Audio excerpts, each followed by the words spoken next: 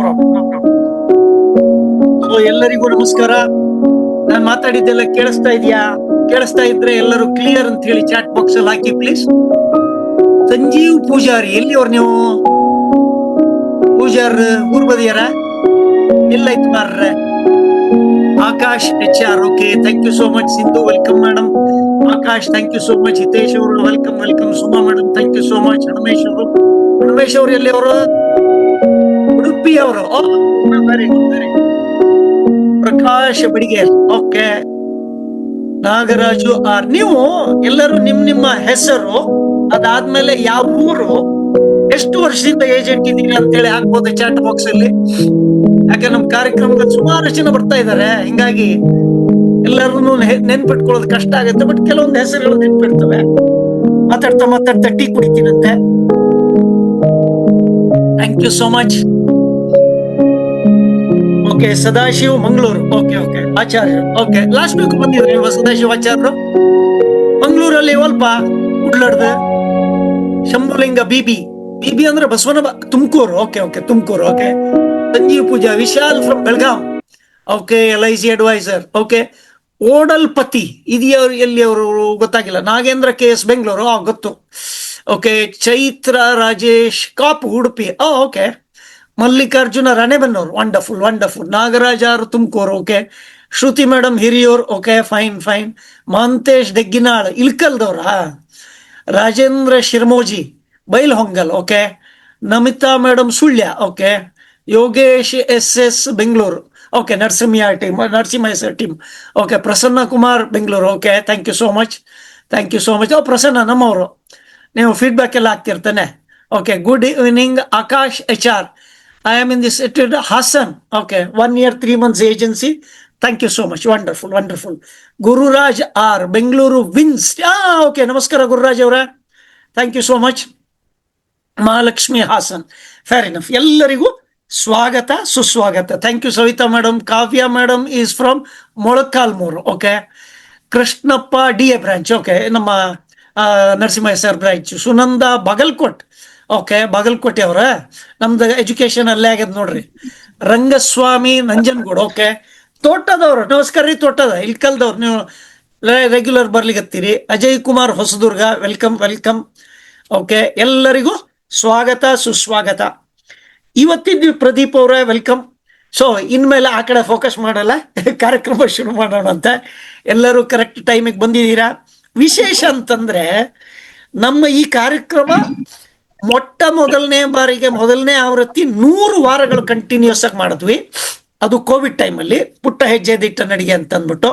ಹಾಗೇನೆ ಈಗ ಆಗಸ್ಟ್ ತಿಂಗಳಿಂದ, ಆಗಸ್ಟ್ ಅಲ್ಲಿ ಯಾವಾಗ ಎಲ್ಲರೂ ಇಂಡಿಪೆಂಡೆನ್ಸ್ ಡೇ ಸೆಲೆಬ್ರೇಟ್ ಮಾಡ್ತಾರೆ, ಆದ್ರೆ ನಾವು ಫೈನಾನ್ಷಿಯಲ್ ಇಂಡಿಪೆಂಡೆನ್ಸ್ ಸೆಲೆಬ್ರೇಟ್ ಮಾಡೋದಕ್ಕೋಸ್ಕರ ನಾವೆಲ್ಲರೂ ಸೈನಿಕರಲ್ವಾ. ಫೈನಾನ್ಷಿಯಲ್ ಸರ್ ನಿಮ್ದು ಈಗ ಕರೆಕ್ಟ್ ಆಯ್ತು. ಫೈನಾನ್ಷಿಯಲ್ ಇಂಡಿಪೆಂಡೆನ್ಸ್ ಮಾಡೋದ್ರಿಂದ ನಾವೆಲ್ಲರೂ ಈ ಕಾರ್ಯದಲ್ಲಿ ಸಹಭಾಗಿಯಾಗಿ ಕೆಲಸ ಮಾಡ್ತಾ ಇದ್ದೀವಿ. ಹಾಗೇನೆ ಒಟ್ಟಾರೆ ನಮ್ದೊಂದು ಇಕೋ ಸಿಸ್ಟಮ್ ಮಾಡೋಣ, ನಮಗೂ ಗೊತ್ತಿರೋದನ್ನ ನಾವು ಹೇಳ್ಕೊಡೋಣ, ಒಬ್ರಿಗೊಬ್ರು ನಮ್ಮಲ್ಲಿರುವಂತ ಶಕ್ತಿ ಸಾಮರ್ಥ್ಯವನ್ನು ಬೆಳೆಸೋಣ ಅನ್ನೋ ಒಂದು ಉದ್ದೇಶ ಇಟ್ಕೊಂಡು ಈ ಕಾರ್ಯಕ್ರಮ ಮಾಡ್ತಾ ಇರೋದು. ಈ ಕಾರ್ಯಕ್ರಮ ಪ್ರತಿ ಸಂಡೇ 7 ರಿಂದ 8 ಗಂಟೆ ತನಕ ಆಗ್ತಾ ಇರುತ್ತೆ. ಹಾಗಾಗಿ ಇವತ್ತಿನ ದಿವಸ ನಮ್ಮೊಂದಿಗೆ ಬಿ ನರಸಿಂಹಯ್ಯ ಸರ್ ಇದ್ದಾರೆ. ನರಸಿಂಹಯ್ಯ ಸಾರು 2 ದಶಕಗಳಿಂದ ಇನ್ಶೂರೆನ್ಸ್ ಇಂಡಸ್ಟ್ರಿಯಲ್ಲಿ ಸತತವಾಗಿ ಕಾಂಟ್ರಿಬ್ಯೂಷನ್ ಮಾಡ್ತಾ ಇದ್ದಾರೆ. ಅವರು ಶುರು ಮಾಡಿದ್ದು ಏಜೆಂಟ್ ಆಗಿ, ಹಾಗೇನೆ ಬೆಳೀತಾ ಬೆಳೀತಾ ಬೆಳೀತಾ ಕ್ಲಬ್ ಮೆಂಬರ್ಶಿಪ್ ಅಲ್ಲಿ ಬೆಳೆದು, ಹಾಗೇನೆ ಒಂದು ದಿವಸ ಅವರಿಗೆ CLI ಅವಕಾಶ ಸಿಕ್ತು. CLI ಅವಕಾಶ ಸಿಕ್ಕದ ಮೇಲೆ ಅಲ್ಲಿಂದ ತಮ್ಮ ಸ್ವಂತ ಬಿಸ್ನೆಸ್ ಮಾಡ್ಕೋತಾ ತಮ್ಮ ಟೀಮನ್ನ ಅಭಿವೃದ್ಧಿ ಮಾಡ್ತಾ ಇವತ್ತಿನ ದಿವಸ 140ಕ್ಕಿಂತ ಹೆಚ್ಚು ಜನ ಅಡ್ವೈಸರ್ನ ತಮ್ಮ ಟೀಮಲ್ಲೇ ಮ್ಯಾನೇಜ್ ಮಾಡ್ತಾ ಇದ್ದಾರೆ. ಅಂಥದ್ರಲ್ಲೂ ಸಹಿತ ಇಷ್ಟೊಂದು ಬ್ಯುಸಿ ಶೆಡ್ಯೂಲ್ ಇಟ್ಕೊಂಡು ತಮ್ಮ ಕೆಲಸವನ್ನು ಮಾಡ್ತಾ, ಆಮೇಲೆ ಅವರು ಎಲ್ಲ ನಿಮ್ಮದೇ ಆದ ಒಂದು ಫೆಡರೇಷನ್ ಯೂನಿಯನ್ ಆಕ್ಟಿವಿಟೀಸ್ ಏನಿದೆ ಅದರಲ್ಲೂ ಆಕ್ಟಿವ್ ಆಗಿ ಪಾರ್ಟಿಸಿಪೇಟ್ ಮಾಡ್ತಾ ಇದ್ದಾರೆ. ಹಾಗೇನೆ ಇವತ್ತಿನ ದಿವಸ ಅವರು ನಮ್ಮ ಕಾರ್ಯಕ್ರಮಕ್ಕೆ ಒಪ್ಕೊಂಡು ಇವತ್ತಿನ ಕಾರ್ಯಕ್ರಮ ನಡೆಸ್ಕೊಡೋದಕ್ಕೆ ಒಪ್ಕೊಂಡಿದ್ದಾರೆ. ಅದಕ್ಕೆ ಎಲ್ಲರೂ ವೆಲ್ಕಮ್ ನರಸಿಂಹಯ್ಯ ಸರ್ ಅಂತ ಹೇಳಿ ಚಾಟ್ ಬಾಕ್ಸಲ್ಲಿ ಹಾಕ್ಬೋದಾ, ಅಥವಾ ನಿಮ್ಮ ಕ್ಲಾಪ್ ಮಾಡೋದ ಅದನ್ನು ಹಾಕ್ಬೋದು ನೀವು, ಯಾವುದೇ, ಸೊ ದ್ಯಾಟ್ ನಾವೆಲ್ಲ ರೆಸ್ಪಾಂಡ್ ಮಾಡ್ತಾ ಇದ್ದೀವಿ ಅಂತ ಗೊತ್ತಾಗ್ಲಿ, ಸರಿನಾ? ಆಮೇಲೆ ನರಸಿಂಹಯ್ಯ ಸರ್ 2 ದಶಕಗಳಿಂದ ಇರೋದ್ರಿಂದ ಅವರಿಗೆ ಆವತ್ತಿನ ದಿವಸದ ಇನ್ಶೂರೆನ್ಸ್ ಹೆಂಗ್ ಮಾರೋದು ಅಂತ ಗೊತ್ತಿತ್ತು. ಇವತ್ತಿನ ದಿವಸ ಹೆಂಗ್ ಮಾಡಬೇಕು, ಏನೆಲ್ಲ ಬದಲಾವಣೆಗಳಾಗಿದೆ, ನಮ್ಮ ಕಮಿಷನ್ನಲ್ಲಿ ಸ್ಟ್ರಕ್ಚರಲ್ಲಿ ಒಂದು ಸ್ವಲ್ಪ ಹೆಚ್ಚು ಕಡಿಮೆ ಆಗಿದೆ. ಇದೆಲ್ಲ ಚೇಂಜಸ್ ಅಲ್ಲಿ ಇವತ್ತಿನ ದಿವಸ ನಾವು ಹೆಂಗ್ ಬಿಸ್ನೆಸ್ ಮಾಡಬೇಕು ಅನ್ನೋ ಅದನ್ನು ಹೇಳ್ಕೊಡೋರಿದ್ದಾರೆ. ನಿಮ್ಮದು ಏನಾದರೂ ಪ್ರಶ್ನೆ ಇದ್ರೆ ನರಸಿಂಹಯ್ಯ ಸರ್, ಇದು ಪಾಡ್ಕಾಸ್ಟ್ ಮಾದರಿಯಲ್ಲಿ ಮಾಡ್ತೀವಿ, ಆದ್ರಿಂದ ನಿಮ್ದೇನಾದರೂ ಪ್ರಶ್ನೆ ಇತ್ತಂದ್ರೆ ಚಾಟ್ ಬಾಕ್ಸಲ್ಲಿ ಹಾಕಿರಿ. ಹಾಗೇನೆ ಮಧ್ಯೆ ಮಧ್ಯೆ ಸರ್ ಹತ್ರ ಮಾತಾಡೋಣಂತೆ, ಸರಿನಾ? Thank you so much. ಎಲ್ಲರೂ ಆಕ್ಟಿವ್ ಆಗಿ ಪಾರ್ಟಿಸಿಪೇಟ್ ಮಾಡ್ತಾ ಇದ್ದೀರಾ, ಇದನ್ನ ನೋಡಿ ಭಾರಿ ಖುಷಿ ಆಗ್ತಾ ಇದೆ ಅಲ್ವಾ? ನರಸಿಂಹಯ್ಯ ಸರ್ ಕರ್ನಾಟಕದಾದ್ಯಂತ ಇರುವಂತಹ ಬೇರೆ ಬೇರೆ ಕಡೆಯಿಂದ ಏಜೆಂಟ್ರು ಜಾಯ್ನ್ ಆಗಿದ್ದಾರೆ, ಕೆಲವೊಂದಿಷ್ಟು CLIS ಜಾಯ್ನ್ ಆಗಿದ್ದಾರೆ. ಎಲ್ಲರ ಹೆಸರುಗಳು ನಾನು ನೋಡೋದೊಂದು ಸ್ವಲ್ಪ ಕಷ್ಟ, ಪಟ ಪಟ ಪಟ ಅಂತ ಹೋಗ್ತಾ ಇದೆ. ಆಮೇಲೆ ಇದು 100ಕ್ಕಿಂತ ಹೆಚ್ಚು ಜನ, 150 ಹತ್ತಿರ ಹೋಗ್ತಾ ಇದೆ ಜನ ಇಷ್ಟು ಬೇಗನೆ. ಸೊ ಹಾಗಾದ್ರಿಂದ ಅವರೆಲ್ಲರೂ ನಿಮ್ಮ ಮಾತುಗಳನ್ನು ಕೇಳಲಿಕ್ಕೆ ಕಾತರರಾಗಿದ್ದಾರೆ. ಅವರಿಗೆ ಇವತ್ತಿನ ದಿವಸ ಬಂದಿದ್ದಕ್ಕೆ ಇನ್ನೊಂದು 8 ಕಾಲದ ತನಕ ನಿಮ್ಮ ಒಂದು ಅನುಭವ, ನಿಮ್ಮ ಒಂದು ವಿಶೇಷವಾದ ಐಡಿಯಾ ಏನಿದೆ ಬಿಸ್ನೆಸ್ ಮಾಡೋದಕ್ಕೆ, ಅದನ್ನು ಅವರೊಂದಿಗೆ ಹಂಚ್ಕೊಳ್ಳೋಣ ಅಂತ. ಮೊಟ್ಟ ಮೊದಲನೇದಾಗಿ ನಿಮ್ಮ ಫ್ಯಾಮಿಲಿ ಬ್ಯಾಕ್ಗ್ರೌಂಡ್ ಏನು, ನಿಮಗೆ ಇನ್ಶೂರೆನ್ಸ್ ಬರಲಿಕ್ಕೆ ಯಾಕೆ ಇನ್ಶೂರೆನ್ಸ್ ಇಂಡಸ್ಟ್ರಿಗೆ ಬರ್ಬೇಕಂತ ಅನ್ನಿಸ್ತು, ಇದರಿಂದ ಶುರು ಮಾಡೋಣ. Narasimhaiah sir, over to you. ಖಂಡಿತ ಸರ್, ಖಂಡಿತ ಆಗ್ಬೋದು. ನಾನು ವಾಯ್ಸ್ ಕೇಳಿಸ್ತಾ ಇದೆ ಕೇಳ್ತೀನಿ. ಕ್ಲಿಯರ್ ಆಗಿದೆ ಸರ್, ಕ್ಲಿಯರ್ ಆಗಿದೆ. Thank you sir, thank you. ಸ್ನೇಹಿತರೆ, ಮೊದಲಿಗೆ ಸತೀಶ್ ಪ್ರಭು ಅವರಿಗೆ ನನ್ನ ಪರವಾಗಿ ಅವ್ರಿಗೆ ಧನ್ಯವಾದಗಳನ್ನ ತಿಳಿಸ್ಬೇಕು. ಈ ಅವಕಾಶ ಕೊಟ್ಟಿದ್ದಕ್ಕೆ, ಎಲ್ಲಾ ಪ್ರತಿನಿಧಿಗಳ ಮುಂದೆ ನನ್ನ ಕಥೆಯನ್ನ ಹಂಚ್ಕೊಳ್ಳೋದಿಕ್ಕೆ ಒಂದು ಅವಕಾಶ ಮಾಡಿಕೊಟ್ಟಿದ್ದಕ್ಕೆ, ಮತ್ತೆ ನಾನು LIC ಇಂಡಸ್ಟ್ರೀಸ್ ಬರೋದಿಕ್ಕೆ ಏನೇನು ಕಾರಣಗಳು ಅನ್ನೋದನ್ನ ಮುಂದೆ ಹೇಳ್ತಾ ಹೋಗ್ತೀನಿ.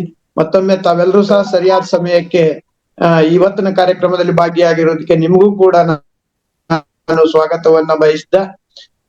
ನಾನು ಇನ್ಸೂರೆನ್ಸ್ಗೆ ಬರ್ಬೇಕು ಅಂತ ಎಲ್ಲೂ ಅನ್ಕೊಂಡಿಲ್ಲ. ಇದೊಂದು ಆಕಸ್ಮಿಕವಾಗಿ ನಾನು ಇದಕ್ಕೆ ಎಂಟ್ರಿ ಆಗ್ಬೇಕಾಗಿ ಬಂತು.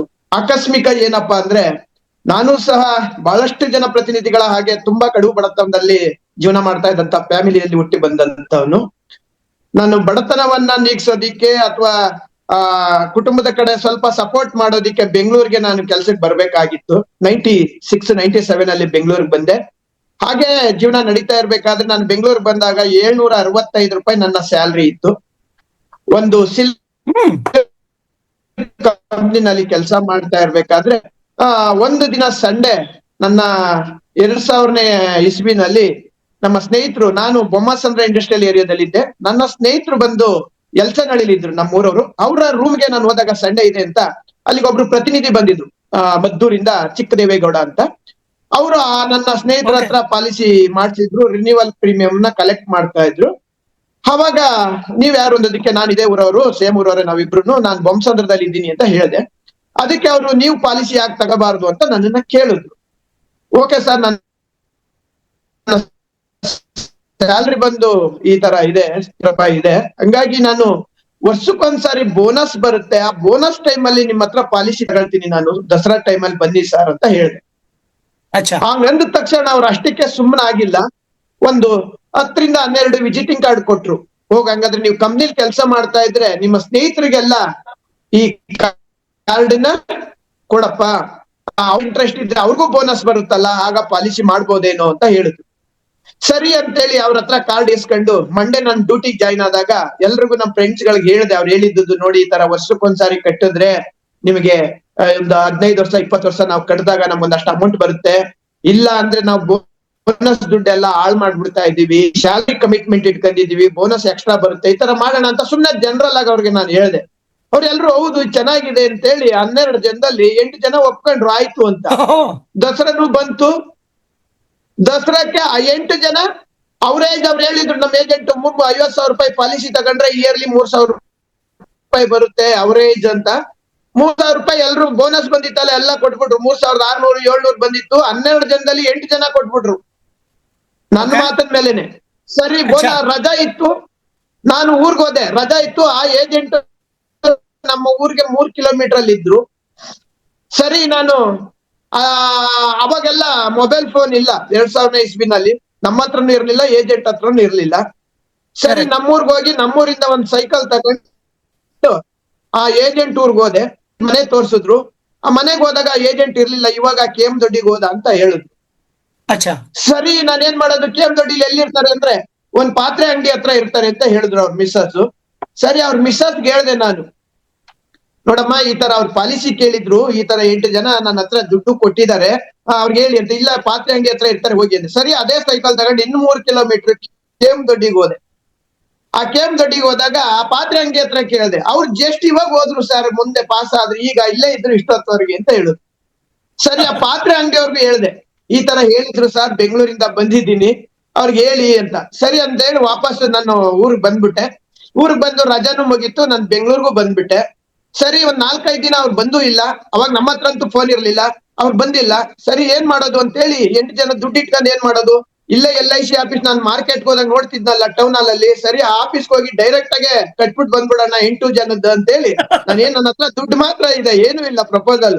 ಸರಿ ಅವಾಗ ಅಲ್ಲಿಗೆ ಹೋದಾಗ ಆ ಬೇಗ ಹೋಗಿದ್ದೆ, ಬೆಳಿಗ್ಗೆ 9:30ಗೆನೆ. ಅಲ್ಲೊಂದ್ ಇಬ್ರು ಏಜೆಂಟ್ ಮಾತಾಡ್ತಾ ಇದ್ರು, ನಂದು ಈ ವರ್ಷ ಈ ತಿಂಗಳಲ್ಲಿ ಏಜೆನ್ಸಿ ಇಯರ್ ಎಂಡ್ ಇದೆ, ಹಂಗಾಗಿ ನಂದು 4 ಪಾಲಿಸಿ ಆಗಿದೆ, ಇನ್ನು 8 ಪಾಲಿಸಿ ಆಗ್ಬೇಕು ಅಂತ ಈ ತರ ಮಾತಾಡ್ತಾ ಇದ್ರು. ನಾನ್ ಕೇಳ್ದೆ, ಏಜೆನ್ಸಿಗೆ ಎಷ್ಟು ಪಾಲಿಸಿ ಮಾಡ್ಬೇಕು ವರ್ಷಕ್ಕೆ ಅಂತ.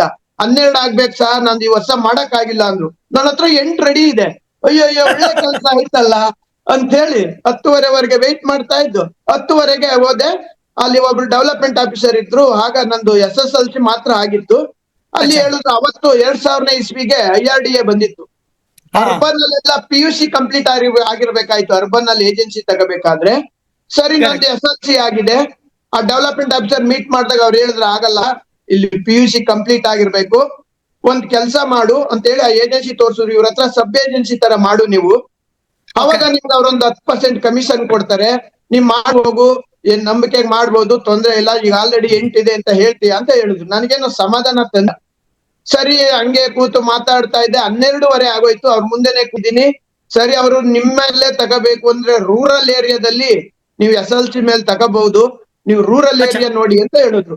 ಆಗ ಟಕ್ ಅಂತ ಅಚ್ಚಾ, ಅಚ್ಚಾ. ನಾನು ದೂರನಾಗಿದ್ದರಿಂದ ಸರಿ ಇನ್ನೇನ್ ಮಾಡೋದು ಅಂತ ಯಾವಾಗ್ಲೇ ನಾನು ಸೆಕೆಂಡ್ ಶಿಫ್ಟ್ ಇತ್ತು, 2 ಗಂಟೆ ಡ್ಯೂಟಿಗೆ ಬಂದಿ ನಾನು. ಅಲ್ಲೇ 12 ಮಾರ್ಕ್ ಹೋಗಿ ಮದ್ಗೆ ಅಲ್ಲಿಗೆ ಎಲ್ಲಿಗೆ? 3:30 ಆದಾಗ ಸೆಕ್ಯೂರಿಟಿ ಕೇಳ್ದೆ, ಅಲ್ಲಿ LIC ಏಜೆನ್ಸಿ ತಗೋಬೇಕು ಅಂತ. ಅವ್ರು ಮ್ಯಾನೇಜರ್ ಹತ್ರ ಕರ್ಕೊಂಡು ಹೋಗ್ಬಿಟ್ರು ಮದ್ದೂರು ಬ್ರಾಂಚ್ ಅಲ್ಲಿ. ಅಷ್ಟ್ರಲ್ಲಿ ಒಬ್ಬ ಡೆವಲಪ್ಮೆಂಟ್ ಆಫೀಸರ್ ಅವ್ರ ಮುಂದೆ ಕೂತಿದ್ರು. ನಾನ್ ಸರ್ ಹಿಂಗ್ ಏಜೆನ್ಸಿ ತಗೋಬೇಕು ಅಂತ ಹೇಳಿದಾಗ, ವೀರಭದ್ರಪ್ಪರ್ ಇವ್ರಿಗೆ ಏಜೆನ್ಸಿ ಬೇಕಂತೆ ನೋಡಿ ಅಂತ ಹೇಳಿ ವೀರಭದ್ರಪ್ಪರ್ನ ಪರಿಚಯ ಮಾಡಿದ್ರು. ನಾನು ಏಜೆನ್ಸಿ ಆಗೋದಕ್ಕೆ ಕಾರಣ ಇದು ಸರ್. ವಾವ್. ಸೊ ಅಂದ್ರೆ ಹೆಂಗೆ ಲಕ್ಷ್ಮಿ ಹುಡ್ಕೊಂಡು ಬಂದ್ರೆ ಹೆಂಗ್ ಬರ್ತಾಳೆ ಅಂತ, ಅಂದ್ರೆ ಯಾರೋ ಬಂದ್ಬಿಟ್ಟು ಅವ್ರ ಪಾಲಿಸಿ ಮಾಡ್ಲಿಕ್ಕೆ ಬಂದಾಗ, ಅಂದ್ರೆ ನಿಮ್ಮ ಹತ್ರ ಬಂದು ಹೇಳಿರೋದಕ್ಕೂ ನೀವು ಹೋಗಿ ಅಲ್ಲಿ ವಿಸಿಟಿಂಗ್ ಕಾರ್ಡ್ ಡಿಸ್ಟ್ರಿಬ್ಯೂಟ್ ಮಾಡಿ ಬಂದಿರೋದಕ್ಕೂ ಇದು ನನಗನ್ಸಿದ ಮಟ್ಟಿಗೆ ಕಾಕತಾಳೀಯ ಅಲ್ಲ. ನಿಮ್ಗೆ ಏನೋ ಒಂದು ಮಾಡಬೇಕು ಅಂತಿತ್ತು, ಅದಕ್ಕೆ ಅವ್ರು ನಿಮಿತ್ತವಾಗಿ ಬಂದರು. ಹಾಗೇನೆ ಮತ್ತೊಂದು ನನಗೆ ಗಮನಿಸಿದ್ದೇನು ಅಂದರೆ, ಯಾವ ಡೆವಲಪ್ಮೆಂಟ್ ಆಫೀಸರ್ PUC ಆಗಬೇಕು ಅವ್ರ ಹತ್ರ ಮಾಡಿಕೊಡಿ ಅಂತ ಸಬ್ ಏಜೆಂಟ್ ಮಾಡೋದಕ್ಕಿಂತ ನೀವು ಅಲ್ಲೇ ಕೂತ್ಕೊಂಡ್ರಲ್ಲ ಆ ಸಮಾಧಾನದಿಂದ. ಸೊ ಪ್ರಾಬಬ್ಲಿ ಇದೆಲ್ಲ ಸಣ್ಣ ಸಣ್ಣ ಟರ್ನಿಂಗ್ ಪಾಯಿಂಟು ಅಂತ ಅನ್ನಿಸ್ತಾ ಇದೆ. ಹಾಗೇನೆ ಈ ಏಜೆನ್ಸಿ ತಗೊಂಡು ನಿಮ್ದು ಫಸ್ಟ್ ಕ್ಲಬ್ ಮೆಂಬರ್ಶಿಪ್ ಯಾವಾಗ ಆಯಿತು, ಅಥವಾ ಅದಕ್ಕೆ ನಿಮಗೆ, ಅಥವಾ ಫಸ್ಟ್ ಮೊದಲನೇ ವರ್ಷದಲ್ಲಿ ಎಷ್ಟು ಪಾಲಿಸಿ ಮಾಡೋಕ್ಕಾಯ್ತು ನಿಮಗೆ? 2000ದಲ್ಲಿ ತೊಗೊಂಡಿದ್ದಲ್ವಾ? 2001 ಸರ್, ಒಂದಾಯ್ತು ಅಷ್ಟ್ರಲ್ಲಿ. ಅವಾಗ ಇಯರ್ ಎಂಡ್ ಇತ್ತು, ಹಂಗಾಗಿ ಒಂದಾಯ್ತು. ಓಕೆ. ನಾನು ಮೊದಲನೇ ಕ್ಲಬ್ ಮೆಂಬರ್ ಅನ್ನೋದಕ್ಕಿಂತ ಮೊದಲನೇ ವರ್ಷ ನಾನು ಒಂದು ಕಂಪ್ನಿನಲ್ಲಿ ಸಹ ಮಾಡ್ತಾ ಇದ್ದೆ. ನನ್ನ ಏಜೆನ್ಸಿ ಬಂದು ಮದ್ದೂರು. ಓಕೆ. ಆ ಟೈಮಲ್ಲಿ 100 hours ಟ್ರೈನಿಂಗ್ ಇತ್ತು ಎಕ್ಸಾಮ್ ಪಾಸ್ ಮಾಡಕ್ಕೆ. ಹೌದು, ಭಯಂಕರ ಟಫ್ ಇತ್ತು ಎಕ್ಸಾಮ್. ತುಂಬಾ 25 ದಿವಸ ಟ್ರೈನಿಂಗ್ ಪ್ರೋಗ್ರಾಮು. 25 ದಿವಸ DTC ನಲ್ಲಿ ಟ್ರೈನಿಂಗ್ ಬೇಕು, ಆನ್ಲೈನ್ ಟ್ರೈನಿಂಗ್ ಇಲ್ಲ. ಮದ್ದೂರು ಬ್ರಾಂಚ್ ಬಂದು ಮೈಸೂರು ಡಿವಿಷನ್. ನಾನ್ ಬೆಂಗಳೂರಲ್ಲಿ ಇದ್ದೀನಿ. ನನಗೆ ಇಲ್ಲಿ ಒಂದು ಕಂಪ್ನಿಲಿ ಕೆಲಸ ಮಾಡ್ತಾ ಇದ್ದೀನಿ. 25 ದಿವಸ ಅಂದ್ರೆ ಕರೆಕ್ಟ್ ಆಗಿ 1 ತಿಂಗಳು ಲೀವ್ ಹಾಕ್ಬೇಕು ಸಂಡೇ ಬಿಟ್ರೆ. ಸಂಬಳ ಬರಲ್ಲ. ಸಂಬಳ ಬರಲ್ಲ. ನಾನು ಸಂಬಳದ ಇಡೀ ನನ್ನ ಫ್ಯಾಮಿಲಿಗೆ 7ನೇ ತಾರೀಕು ಆಗ್ತಾ ಇದ್ದಂಗೆ ಫೋನ್ ಮಾಡ್ತಾರೆ, ಏನಾಯ್ತು ಎಲ್ಲಿ ಕಳ್ಸ್ತಾ ಇಲ್ಲ ಅದು ಅಂತ. ಆವಾಗ ಹೆಂಗೆ ಧೈರ್ಯ ಮಾಡಿ ಧೈರ್ಯ ಮಾಡಿ ನಾನು ESI ಲೀವ್ ಹಾಕುದ್ನ 1 ತಿಂಗಳು.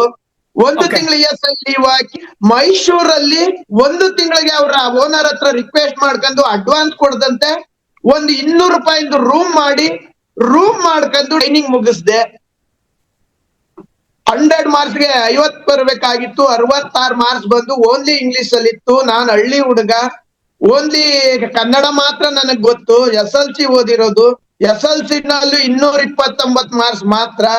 ಅದ್ರಲ್ಲೂ ಎಲ್ಲಾ ಕಡೆ ಹೇಳ್ತಾ ಇರ್ತೀನಿ, ಏಜೆಂಟ್ರಿಗೆ ಒಂದು ಆತ್ಮವಿಶ್ವಾಸ ಬರ್ಲಿ, ಇಲ್ಲಿ ಏಜೆಂಟ್ ಇದನ್ನ ಎಜುಕೇಶನ್ ಮ್ಯಾಟರ್ ಆಗಲ್ಲ ಅನ್ನೋಂತ ವಿಶ್ವಾಸ ಬರ್ಲಿ ಅಂತೇಳಿ ಆ 229ರಲ್ಲೂ ನಾನ್ ಬರ್ದದ್ದಲ್ಲ, 229 SLC ನಲ್ಲಿ. ನನ್ ಮುಂದೆ ಒಬ್ರು ನಾಗೇಶ್ ಅಂತ ಕುತ್ಕೊಳ್ತಾ ಇದ್ರು ಆ ಎಕ್ಸಾಮ್ ಅಲ್ಲಿ. ಅವ್ರು ಕ್ವಶನ್ ನಂಬರ್ 5 ಹಾಕಿದ್ರೆ ನಾನು 5 ಹಾಕ್ತಾ ಇದ್ದೆ, ಅವ್ರು 9 ಹಾಕಿದ್ರೆ ನಾನು 9 ಹಾಕ್ತಾ ಇದ್ದೆ. ನಾನೇನಾದ್ರೂ SLC ಪಾಸ್ ಆಗಿದ್ದೀನಿ ಅಂದ್ರೆ ಆ ನಾಗೇಶ್ ಕಾರಣ ಅಂತ ನಾನು ಪ್ರತಿದಿನ ಅವ್ರನ್ನ ನೆನ್ಸ್ಕೊಳ್ತೀನಿ ಇವತ್ತು ಸಹ. ಅವರು ಇದ್ದದ್ರಿಂದ ನಂದು SLC ಪಾಸ್ ಆಯ್ತು. ಇವತ್ತು ಈ ಮಟ್ಟಕ್ಕೆ ಬರೋದಕ್ಕೆ ಅವರೇ ಕಾರಣ ಬೇಸಿಕಲಿ ಅಂತ ಒಂದು ಲೆಕ್ಕದಲ್ಲಿ ಅವ್ರನ್ನ ನಾನು ನೆನ್ಸ್ಕೊಳ್ತಾ ಇರ್ತೀನಿ. ಈ ತರ ಇದ್ದಂತ ವ್ಯಕ್ತಿ ನಾನು ಎಕ್ಸಾಮ್ ಪಾಸ್ ಮಾಡ್ದೆ. ಅದಾದ್ಮೇಲೆ ಸ್ಟಾರ್ಟ್ ಆಯ್ತು. ನಾನು ಬೆಂಗಳೂರಲ್ಲಿ ಕಂಪ್ನಿಲಿ ಇರೋದು, ಆಫೀಸ್ ಬಂದು ಮದ್ದೂರು. ಆಗ ವರ್ಕ್ ಮಾಡಿದೆ ಸ್ಟಾರ್ಟಿಂಗು. ಇಲ್ಲಿ ನಮ್ ಕಂಪ್ನಿನಲ್ಲಿ 12 ಅವರ್ ಡ್ಯೂಟಿ. ಓ, ಆ 12 ಅವರ್ ಡ್ಯೂಟಿ ಇದ್ರೆ 8ರಿಂದ 8. ಇನ್ನು ನಾನ್ ಡ್ಯೂಟಿ ಪಾಲಿಸಿ ಮಾಡೋದು ಯಾವಾಗ? ಆಗ ಕಂಪ್ನಿ ಒಳಗಿಡೋರು ಕೇಳೋದು.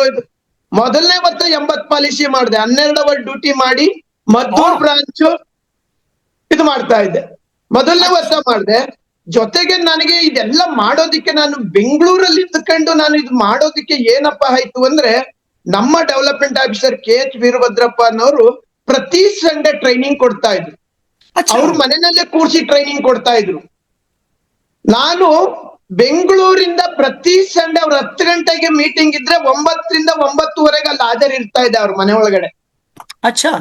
ಅವ್ರು ನನ್ನನ್ನ ಅಲ್ಲಿ ಬರೋ ಏಜೆಂಟ್ 10, 10:30, 11 ಗಂಟೆಗೆ ಟ್ರೈನಿಂಗ್ ಬರ್ತಾ ಇದ್ರಲ್ಲ, ಅವ್ರಿಗೆ ತೋರ್ಸವ್ರು, ನೋಡ್ರಿ ಬೆಂಗಳೂರಿಂದ 9:30 ಬಂದು ಕೂತಿದ್ದಾರೆ, ನೀನ್ ಇಲ್ಲಿ 6 ಕಿಲೋಮೀಟರ್ ಇಂದ 11:30 ಬರ್ತಾ ಇದ್ದೆ ಅಂತ ನನ್ನನ್ನು ಉದಾಹರಣೆ ಕೊಡ್ತಾ ಇದ್ರು. ಯಾವಾಗ ನಾನು ಹಿಂಗ ಅರ್ಧ ಗಂಟೆ 1 ಗಂಟೆ ಅವ್ರ ಹತ್ರ ಮುಂದೆ ಹೋಗಿ ಕೂತ್ಕೊಂಡು ಎಲ್ರೂ ಸೇರಕ್ ಮೊದ್ಲೇ ನನ್ನವು ಏನ್ ಪರ್ಸನಲ್ ಡೌಟ್ ಗಳಿದೆ ಎಲ್ಲ ಕ್ಲಿಯರ್ ಮಾಡ್ಕೊಬಿಡ್ತಾ ಇದ್ದೆ. ಅದು ನಾನು ಬೆಂಗಳೂರಲ್ಲಿ ಅವರ ಸಪೋರ್ಟ್ ಇಲ್ದಂತೆ ನಾನು ಇಲ್ಲಿ ಬಿಸ್ನೆಸ್ ಮಾಡೋದಿಕ್ಕೆ ಬಹಳಷ್ಟು ಹೆಲ್ಪ್ ಆಗೋಯ್ತು. ನಾನು ಏಜೆನ್ಸಿನ ಅವ್ರು ನನ್ ಜೊತೆಲಿ ಇಲ್ಲ ಅಂದ್ರೂ ಬೆಂಗಳೂರಲ್ಲಿ ನಾನು ಕೆಲಸ ಮಾಡ್ಬೇಕಂದ್ರೆ ವಿತೌಟ್ ನಾಲೆಡ್ಜ್ ನಾನು ಮಾಡಕ್ ಆಗ್ತಾ ಇರ್ಲಿಲ್ಲ. ಯಾವಾಗ ಅವರು ಪ್ರತಿ ಸಂಡೆ ಅವ್ರಿಗೊಂದು ಅದೊಂದು ಆಶ್ಚರ್ಯ, ನರಸಿಂಹರೇ ಬೆಂಗಳೂರಿಂದ ಪ್ರತಿ ಸಂಡೆ ನೀವು ಬರೋದು ನೋಡೋದು ನನ್ಗೆ ಆಶ್ಚರ್ಯ ಆಗುತ್ತೆ. ಇಲ್ಲಿಯವ್ರು ಬರಲ್ಲ, ಹೋದ ವಾರ ಬಂದಿದ್ರೆ ಈ ವಾರ ಬರಲ್ಲ, ಆದ್ರೆ ನೀವು ಪ್ರತಿ ವಾರ ಬರ್ತೀರಾ, ಅದಕ್ಕೆ ದೇವ್ರು ನಿಮ್ಗೆ ರಿಸಲ್ಟ್ ಕೊಡ್ತಾ ಇದ್ದಾನೆ ಅಂತ ಹೇಳ್ತಾ ಇದ್ರು. Wonderful wonderful. ಮೊಟ್ಟ ಮೊದಲನೇದಾಗಿ ಚಿಕ್ಕದೇವೇಗೌಡರು ಒಂದು ಕಡೆ, ಚಿಕ್ಕದೇವೇಗೌಡರು, ಆಮೇಲೆ ವೀರಭದ್ರಪ್ಪ, ಅದಕ್ಕಿಂತ ಮುಂಚೆ ನಾಗೇಶ್, ಇವರೆಲ್ಲ ನನಗೆ ಮೇನ್ ಈ ದಾರಿಗೆ ಬರ್ಬೇಕಾದ್ರೆ ಇವತ್ತು ನಾಗೇಶ್ ಇಲ್ಲ ಅಂದ್ರೆ ಇಡೀ ನಮ್ ಫ್ಯಾಮಿಲಿಲೇ ಯಾರು SLC ಪಾಸ್ ಮಾಡಿರೋರು ಯಾರು ಇಲ್ಲ. ನಾನು ಅವ್ರ ಶಾಲೆಗೆ ಸೇರ್ಕೊಂಡ್ಬಿಡ್ತಾ ಇದ್ದೆ. Wonderful wonderful. ಸಿ ಅಂದ್ರೆ ಒಂದು ಗುರಿ ಇಟ್ಕೊಂಡ್ಬಿಟ್ರೆ, ನಮ್ ಉದ್ದೇಶ ಇಟ್ಕೊಂಡ್ಬಿಟ್ರೆ ಹೆಂಗೆ ನಮ್ಮ ಯೂನಿವರ್ಸು ಅಥವಾ ಬ್ರಹ್ಮಾಂಡ ನಮ್ಗೆ ಹೆಲ್ಪ್ ಮಾಡುತ್ತೆ ಅನ್ನೋದಕ್ಕೆ ಇದು ಒಂದು ಒಳ್ಳೆ ನಿದರ್ಶನ. ಯಾಕಂದ್ರೆ ಆವತ್ತಿನ ದಿವಸ ಅವ್ರು ಬಂದು ಅವ್ರು ಏನಾದ್ರು ಸಿಕ್ಕಿದ್ದಿದ್ರೆ ಆ ಪಾಲಿಸಿ ಅವ್ರು ಮಾಡ್ಬಿಟ್ರಿ ಅವರು, ಅಲ್ಲಿಗೆ ನಿಮ್ ಕೆಲಸ ಬರೀ ಪಾಲಿಸಿ ಹೋಲ್ಡರ್ ಆಗಿರ್ತಿದ್ರಿ. ಹಾಗೆ ಇದು wonderful, very very miraculous story, ಪವಾಡ ಅಂತ ಅನಿಸ್ತಾ ಇದೆ. ಆಮೇಲೆ ಹೀಗೆ ಮಾಡ್ತಾ ಮೊದಲನೇ ವರ್ಷಕ್ಕೆ 80 ಆಯ್ತು. ಆಮೇಲೆ ವರ್ಷ ನಿಮ್ದು ಹೈಯೆಸ್ಟ್ ಯಾವ ವರ್ಷದಲ್ಲಿ ಹೈಯೆಸ್ಟ್ ನಂಬರ್ ಪಾಲಿಸಿ ಮಾಡಿದ್ ನೀವು? ಸರ್, ಎಷ್ಟು ಅನ್ನೋದಕ್ಕಿಂತ ತಾವು ಒಂದು ಮಾತು ಹೇಳಿದ್ರಿ, ನೀವು ಒಂದು ಗುರಿ ಇಟ್ಕೊಂಡಿದ್ರಿ ಅಂತ. ಗುರಿ ಜೊತೆಗೆ ನನಗೆ ಏನಾಗೋಗಿತ್ತು, ಹಸುವಿತ್ತು. ಹಸು ಅಂದ್ರೆ ನಮ್ಮ ಮನೆಯಲ್ಲಿ ದುಡ್ಡಿನ ಪ್ರೆಷರ್ ಹಂಗಿತ್ತು. ತಂಗಿ ಒಬ್ರು ಅಕ್ಕ, ಇಬ್ರು ಮದುವೆ ಆಗಿತ್ತು ನಾನು ಬೆಂಗಳೂರಿಗೆ ಬಂದಾಗ. ಓಕೆ. ಅವ್ರಿಬ್ರಿಗೂ ಸಾಮಾನ್ಯವಾಗಿ ಒಂದ್ ಸಣ್ಣ ಪುಟ್ಟ ಒಡವೆ ಕೊಡ್ತಾರೆ, ಆ ಒಡವೆನೂ ಸಹ ಕೊಡದಂತೆ ನಾವು ಮದುವೆ ಮಾಡಿದ್ವಿ. ಅವರು ಅಟ್ಲೀಸ್ಟ್ ಮಾತಾಡಿದಿರ ಮದುವೆಲಿ ಆ ಒಡವೆನಾದ್ರೂ ಕೊಡಿ ಅನ್ನೋ ಪರಿಸ್ಥಿತಿಲಿ ಇದ್ರು ನಮ್ ಭಾವಂದಿರು. ಇವೆಲ್ಲ Okay. ನನ್ನ ಮನೆಯಲ್ಲಿ ನಾನ್ ಚಿಕ್ಕೋನಾದ್ರೂ ಸಹ ನನಗೆ ಚಿಕ್ಕೋನಾದ್ರೂ ಅವ್ರು ಕೇಳ್ತಾ ಇದಾರಲ್ಲ ಅವ್ರಿಗೆ ಏನಾದ್ರೂ ಮಾಡಿ ಕೊಡ್ಬೇಕಲ್ಲ ಅನ್ನುವಂಥದ್ದು ಒಂದ್ ಕಡೆ. ಜೊತೆಗೆ ಒಡವೆ ಜೊತೆಗೆ ನನ್ನ ಫ್ಯಾಮಿಲಿನಲ್ಲಿ ಅವ್ರ ಮದ್ವೆ ಮಾಡಿದ ಸಾಲ 5 ವರ್ಷ 10 ವರ್ಷ ಆಗಿದ್ರು ತೀರ್ಸಿರ್ಲಿಲ್ಲ. Okay.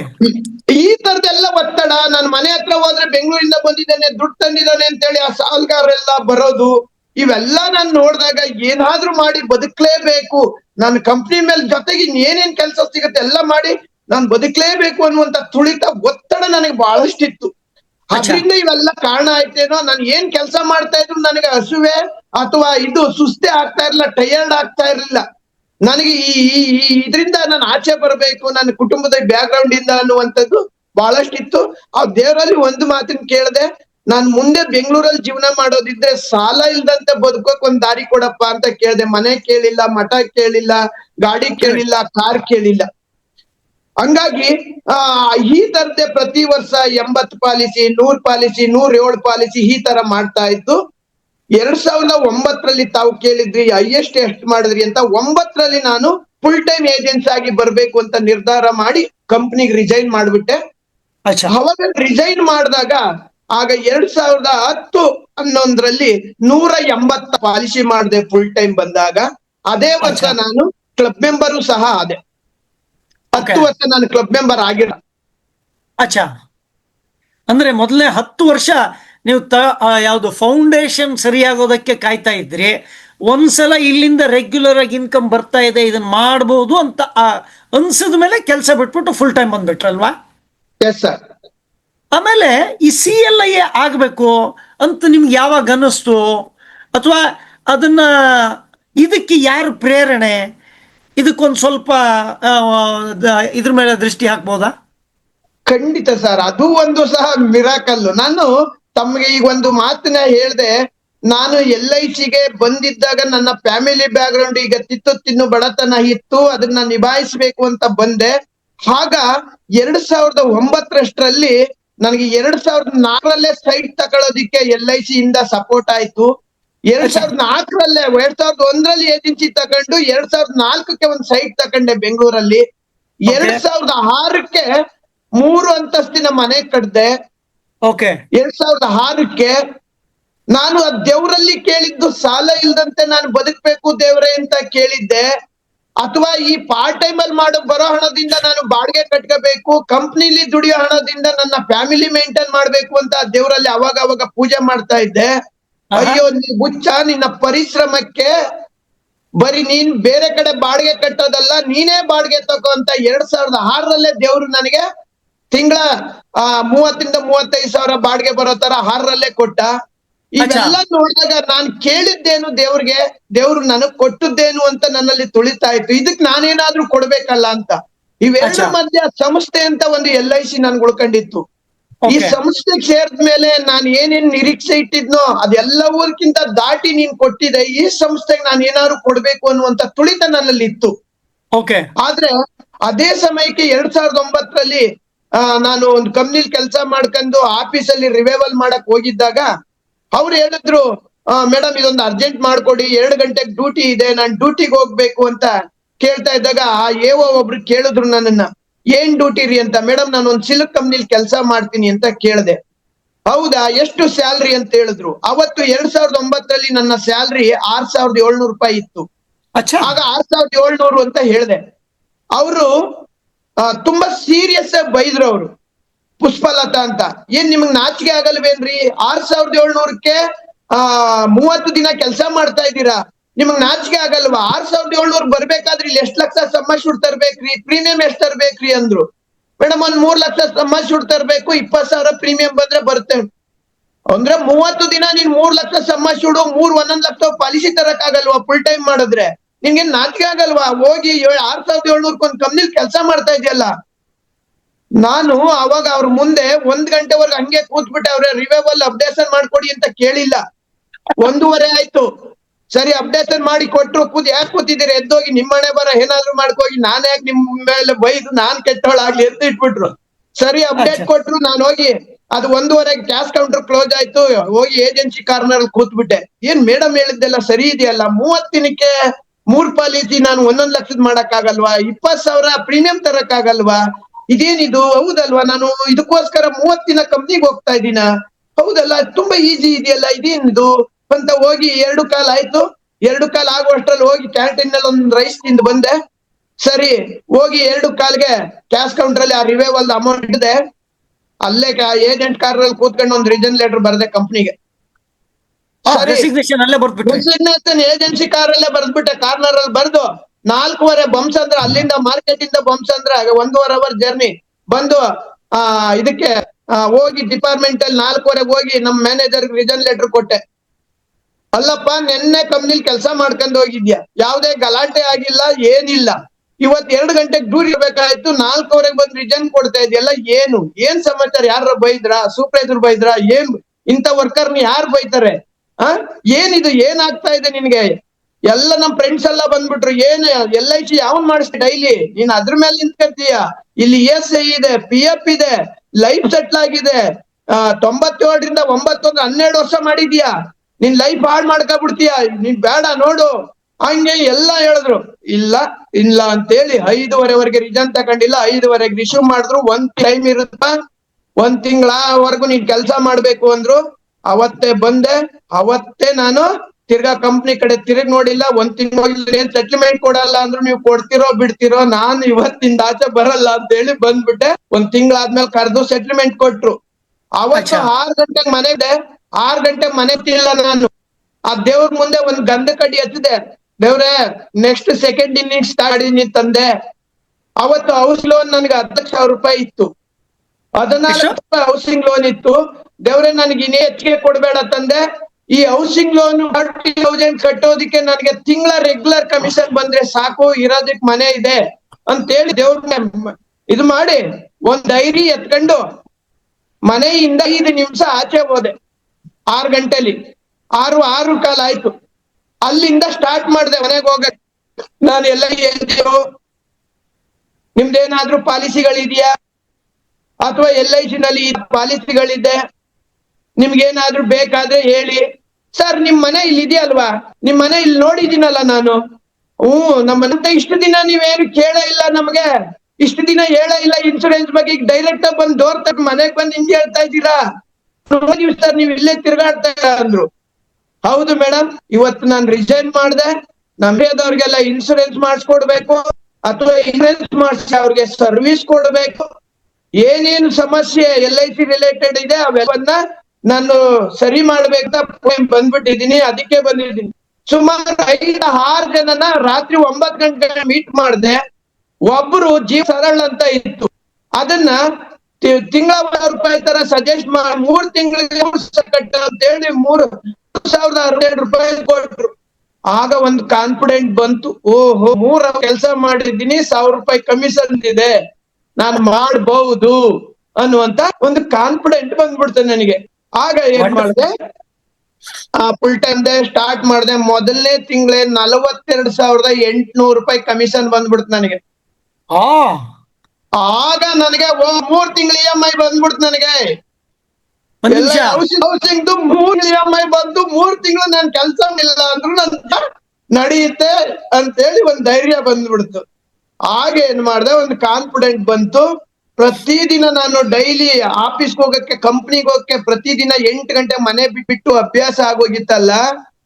ಕಂಪ್ನಿ ಬಿಟ್ಟ ಮೇಲೂ ಇವತ್ತಿನವರೆಗೂ ಸಹ ಕಂಪ್ನಿಗೆ ಹೇಗೆ 6,700ಕ್ಕೆ ನಿಯತ್ತಾಗಿ 8 ಗಂಟೆಗೆ ಮನೆ ಬಿಡ್ತಾ ಇದ್ನೋ, ಇವತ್ತು 8 ಗಂಟೆಗೆ ಮನೆ ಬಿಡ್ತಾ ಇದ್ದೀನಿ. ಅದೊಂದು ಅಭ್ಯಾಸ ಆಗ್ಬಿಟ್ಟಿದೆ. ಅಲ್ಲಿ 6,700ಕ್ಕೆ ಮನೆ ಬಿಡ್ತಾ ಇದ್ವನು ಇವತ್ತು 5-6 ಲಕ್ಷ ರೂಪಾಯಿ ಕೊಡ್ತಾರೆ ಅಂದ್ರೆ ಯಾಕೆ 8 ಗಂಟೆಗೆ ಮನೆ ಬಿಡಬಾರ್ದು ಅನ್ನುವಂಥದ್ದು ಅದನ್ನ ನೆನ್ಸ್ಕೊಬಿಟ್ಟೆ. ಯಾವಾಗ ಸರ್, ಈಗ ನೀವ್ ನೋಡಿ, ನೀವು ಶುರು ಮಾಡಿದ್ದು 765 ರೂಪಾಯಿಗೆ 97ರಲ್ಲಿ. Yes sir. ಅದು 10 ಪಟ್ಟು ಆಗ್ಬೇಕಾದ್ರೆ ಆಲ್ಮೋಸ್ಟ್ 12 ವರ್ಷ ಆಯ್ತು. Yes sir. 6,700 ಅಂತಂದ್ರೆ ಆಲ್ಮೋಸ್ಟ್ 10 ಪಟ್ಟು ಆಯ್ತಾನೆ. Yes sir. Yes sir. ಆದ್ರೆ ಇದೇ 6,700 6 ಪಟ್ಟು ಅಂದ್ರೆ 6 ತಿಂಗಳದ್ದು ದುಡಿಮೆ ಆ 1 ದಿವಸದಲ್ಲಿ ಮಾಡ್ಬಿಟ್ರಿ. Yes sir. ಅಂದ್ರೆ ಅದು 6 ತಿಂಗಳ ದುಡಿಮೆ ನೀವು 1 ಗಂಟೆಯಲ್ಲಿ ಮಾಡಿದ್ದು ಅನ್ನೋದಕ್ಕಿಂತ ಅಷ್ಟು ವರ್ಷದ ಅನುಭವವನ್ನ ನೀವು ಆವತ್ತಿನ ದಿವಸ ನೀವು ಗುರಿ ಇಟ್ಕೊಂಡು ಕೆಲಸ ಮಾಡಿದ್ದಕ್ಕೆ ರಿಸಲ್ಟ್ ಬಂದಿದೆ ಅಂತ ನನಗನ್ಸುತ್ತೆ. ಅಂದಂಗೆ ಅದು ಯಾರು ನಿಮ್ಗೆ ರಿವೈವಲ್ ಯಾರು ಮೇಡಮ್, ಯಾರ ಹೆಸರೇನು ಅವ್ರದ್ದು? ಪುಷ್ಪಲತಾ ಅಂತ ಹೇಳಿ ಸರ್, ಪುಷ್ಪಲತಾ ಅಂತ ಹೇಳಿ. ಅಂದ್ರೆ ಅವರು ಪಾಲಿಸಿ ರಿವೈವ್ ಮಾಡಿಲ್ಲ, ಮೋಸ್ಟ್ಲಿ ನರಸಿಂಹಯ್ಯ ಅವರನ್ನ ರಿವೈವ್ ಮಾಡಿದ್ರ ಅಂತ. 200% ಸರ್, 200% ಸರ್. ನನಗೆ ಅದೇನು ಹೇಳ್ತಾರಲ್ಲ, ಆಂಜನೇಯನ್ಗೆ ಅದೆಷ್ಟೋ ಶಕ್ತಿ ಇತ್ತಂತ ಗೊತ್ತಿಲ್ಲ, ಯಾರೋ ಹೇಳಿದ್ರಂತೆ ನಿನ್ಗೆ ಈ ಶಕ್ತಿ ಇದೆ ಅಂತ ಅನ್ನೋದನ್ನ. ಅವತ್ತ ಆ ಮೇಡಮ್ ನನಗೆ ಹೇಳಿದ್ರು, ನಿನ್ಗೆ ಈ ಶಕ್ತಿ ಇದೆ, ನೀನ್ ಎಲ್ಲೋ ಒಂದ್ ಕಡೆ 4 ಗೋಡೆಗಳ ಮಧ್ಯೆ ನೀನ್ ಕೂತ್ಬಿಟ್ಟಿದೀಯಾ ಅಂತ. Wonderful wonderful wonderful. ಹಂಗೆ ನಮ್ಮ ಜೀವನದಲ್ಲೂ ಬರ್ತಾ ಇರ್ತಾರೆ ಹಂಗೆ ಯಾರೋ ಒಬ್ರು. ನಾನು ಇದು ಪುಟ್ಟ ಹೆಜ್ಜೆ ದಿಟ್ಟ ನಡಿಗೆ ಫಸ್ಟ್ ಶುರು ಮಾಡ್ಬೇಕಾದ್ರೆ ಕೋವಿಡ್ ಟೈಮಲ್ಲಿ 8 ಜನ ಇತ್ತು, 8 ಜನ. ಆವಾಗ ಬೇರೆ ಬೇರೆ ಆಫೀಸ್ಗೆ ಹೋಗ್ಬಿಟ್ಟು ಡೆವಲಪ್ಮೆಂಟ್ ಆಫೀಸರ್ ಹತ್ರ ಮಾತಾಡ್ತಾ ಇದ್ದೆ, ನೀವು ನಾ ಈ ಪ್ರೋಗ್ರಾಮ್ ಮಾಡ್ತೀನಿ ಬನ್ನಿ ಬನ್ನಿ ಅಂತ. ಆವಾಗ ನಮ್ಮ ರೆಸಿಡೆನ್ಸಿ ರೋಡ್ ಬ್ರಾಂಚಲ್ಲಿ ಒಬ್ರು ಗೀತಾ ಮೇಡಮ್ ಅಂತಿದ್ರು, ABMS. ಅವರಂದ್ರು, ನೀವು ಡಿಜಿಟಲ್ ತಾನೇ ಮಾಡೋದು, ಅದಕ್ಕೆ ನೀವು ಅಲ್ಲಿ ಇಲ್ಲಿ ಯಾಕೆ ಹೋಗ್ತೀರಾ, ನೀವು ಮೆಸೇಜ್ ಹಾಕ್ಬಿಡಿ, ಯಾರ್ಯಾರು ಬರ್ತಾರೋ ಬರಲಾರೋ ಬರಲ್ಲ. ಇದಿಷ್ಟೇ ಹೇಳಿದ್ದು. ಅವರು ಆ ದಿವಸ ಮಾಡಿದ್ದು. ಇವತ್ತು ಇದು 2ನೇ ಆವೃತ್ತಿ 13ನೇ ವಾರ ನಡೀತಾ ಇದೆ. ಹಾಗೆ ನಿಮ್ಮ ಜೀವನದಲ್ಲಿ ಪುಷ್ಪಲತಾ ಮೇಡಮ್ಮು ನಿಮ್ಮ ದೃಷ್ಟಿಕೋನವನ್ನು ಬದಲಾಯಿಸಿದ್ದು, ನಮ್ಮ ಜೀವನದಲ್ಲಿ ಗೀತಾ ಮೇಡಮ್ಮು ಈಗ ನಿಮ್ಮ ಡಿಒದಲ್ಲೇ ಇದ್ದಾರೆ, ಇನ್ನೊಂದು DO2 ಅಲ್ಲಿದ್ದಾರೆ. ಅವ್ರು ಮೋಸ್ಟ್ಲಿ ಮೈಕ್ರೋ ಫೈನಾನ್ಸ್ ಸ್ಪೇಸಲ್ಲಿ ಇದ್ದಾರೆ ಅಂತ ಕಾಣಿಸುತ್ತೆ. ಹಾಗೆ ನಾವು ಅಂಥವ್ರನ್ನ ಗುರುತಿಸಿ ನಾವು ನಮ್ಮ ಕೆಲಸ ಮಾಡ್ತಾ ಹೋಗ್ತಾ ಇರಬೇಕು. ರಿವೈವಲ್ ಪೀಪಲ್ ಅಲ್ವಾ? Thank you so much Narasimhaiah ಅವರ. ಮತ್ತೆ ಅದನ್ನ ಇನ್ನೊಂದು ಪಾಯಿಂಟ್ ಹೇಳಿದ್ರಿ ನೀವು, CLA ಬರೋದಕ್ಕೆ ಏನ್ ಉತ್ತೇಜನ ಆಯ್ತು Correct, correct. ಅಂತ. ಅದು ಅಲ್ಲಿಗೆ ಬಂದೆ. ಯಾವಾಗ ನಾನು ಫುಲ್ ಟೈಮ್ ಬಂದೆ, ಅವಾಗ ನನಗೆ ಫುಲ್ ಕೆಲಸ ಸಿಗ್ತಾ ಇರ್ಲಿಲ್ಲ. ಯಾಕೆಂದ್ರೆ ನಾನು ಆ ಪಾರ್ಟ್ ಟೈಮ್ ಅಲ್ಲೇ ಇದೆಲ್ಲ ಮ್ಯಾನೇಜ್ ಮಾಡ್ಬಿಡ್ತಾ ಇದ್ದೆ. ಈಗ ಅವಾಗ ಏಜ್ ಬಂದು ನನಗೆ 35 ಇಯರ್ಸ್, ಇನ್ನು ಯಂಗ್ ಏಜ್. ನನಗೆ ಕೂರಕ್ ಆಗ್ತಾ ಇರ್ಲಿಲ್ಲ, ಕೂರುವಂತ ಸೋಮಾರಿತನ ನನ್ನಲ್ಲಿ ಇರ್ಲಿಲ್ಲ. ನನಗೆ ಕೈ ತುಂಬಾ ಹಣ ಬರ್ತಾ ಇದೆ, ಸಾಕಪ್ಪ ತೃಪ್ತಿ ತಂದಿಲ್ಲ. ಇಲ್ಲ, ನನಗೆ ಏಜ್ ಇದೆ, ಅಥವಾ ನನ್ನ ಅನುಭವನ ಒಂದಷ್ಟು ಜನಕ್ಕೆ ನಾನು ಒಂದು ಹೇಳ್ಬೇಕು, ಜೀವನ ಹಿಂಗೂ ಮಾಡ್ಬಹುದು, ಅಥವಾ LIC ನಲ್ಲೂ ಬದುಕನ್ನ ಕಟ್ಕೊಂಡು ಕಾರಲ್ಲಿ ಸುತ್ತಾಡ್ಬಹುದು ಅನ್ನುವಂಥದ್ದನ್ನ ಇನ್ನಷ್ಟು ಜನಕ್ಕೆ ಹೇಳ್ಬೇಕು ಅಂತ ಅನಿಸ್ತು ನನಗೆ. ಆದ್ರೆ ಕ್ಲಬ್ ಮೆಂಬರ್ ಇಲ್ಲ ನನ್ನ ಹತ್ರ. ಆವಾಗ 2009ರಲ್ಲಿ ಆ ಕ್ಲಬ್ ಮೆಂಬರು, ಲ್ಯಾಪ್ಲೆಸ್ ಅನ್ನು ಇವೆಲ್ಲ ಕರೆಕ್ಟ್ ಮಾಡ್ಕೊಂಡು 11 ಅಲ್ಲಿ ಕ್ಲಬ್ ಮೆಂಬರ್ ಬಂತು. ಅದೇ ವರ್ಷ ನಾನು ಈ ದೃಷ್ಟಿಯಿಂದ, ನನಗ್ ಗೊತ್ತಿರೋದು ನಾನ್ ಬೆಳೆದ್ರೆ ಸಾಕಲ್ಲ, LIC ನನ್ನಂತವ್ರಿಗೆ ಲಕ್ಷಾಂತರ ಜನಕ್ಕೆ ಅನ್ನ ಕೊಡೋ ತಾಕತ್ತಿದೆ. ಆದ್ರೆ ಆ LICನೇ ಐಡೆಂಟಿಫೈ ಮಾಡಕ್ ಆಗಲ್ಲ, ನಮ್ಮಂತವ್ರನ್ನ ಫೀಲ್ಡ್ ಅಲ್ಲಿ ಬಿಟ್ಟಿದೆ. ನಾವು ಹೋಗಿ LIC ಗುಣ ಏನು, ಅದ್ರದ ಅನುಭವ ಏನು, ಅದರಿಂದ ಅನುಕೂಲ ಏನು ಅನ್ನುವಂಥದ್ದನ್ನ ಬಹಳಷ್ಟು ಜನಕ್ಕೆ, ನನ್ನ ಕಸ್ಟಮರ್ಗೆ ಅಥವಾ ನನ್ನ ಪಾಲಿಸಿದಾರಗಳಿಗೆ ಅಥವಾ ನನ್ನ ರಿಲೇಷನ್ಗಳಿಗೆ ಹೋಗಿ ಹೇಳ್ಬೇಕು. ಅವ್ರಿಗೂ ಸಹ ನನ್ನಂತೆ LIC ಇಂದ ನನಗೇನೆ ನಾನು ಅನುಕೂಲ ಆಗಿದೆ, ಅವ್ರಿಗೂ ಹಾಕ್ಬೇಕು ಅನ್ನುವಂಥದ್ದು 2011ರಲ್ಲಿ ಬಂತು. ಅವಾಗ ನಾನು ಇಮ್ಮಿಡಿಯೇಟ್ CLA ಮ್ಯಾನೇಜರ್ನ ಮೀಟ್ ಮಾಡಿ CLA ತಕೊಂಡೆ. ಸೊ ನೀವೇ CLIA ಮ್ಯಾನೇಜರ್ ಹತ್ರ ಹೋದ್ರ, ಅಥವಾ ಅವ್ರು ನಿಮ್ಗ ಅದು ಹೆಂಗೆ, ಅದೊಂದು ಸ್ವಲ್ಪ ವಿಸ್ತರಣೆ ಕೊಡ್ಬೋದಾ? ಅದಕ್ಕೆ 1 hour ಬೇಕಾಗತ್ತೆ, ಸಾಲ್ಟ್ ಆಗಿ ಹೇಳ್ತೀನಿ.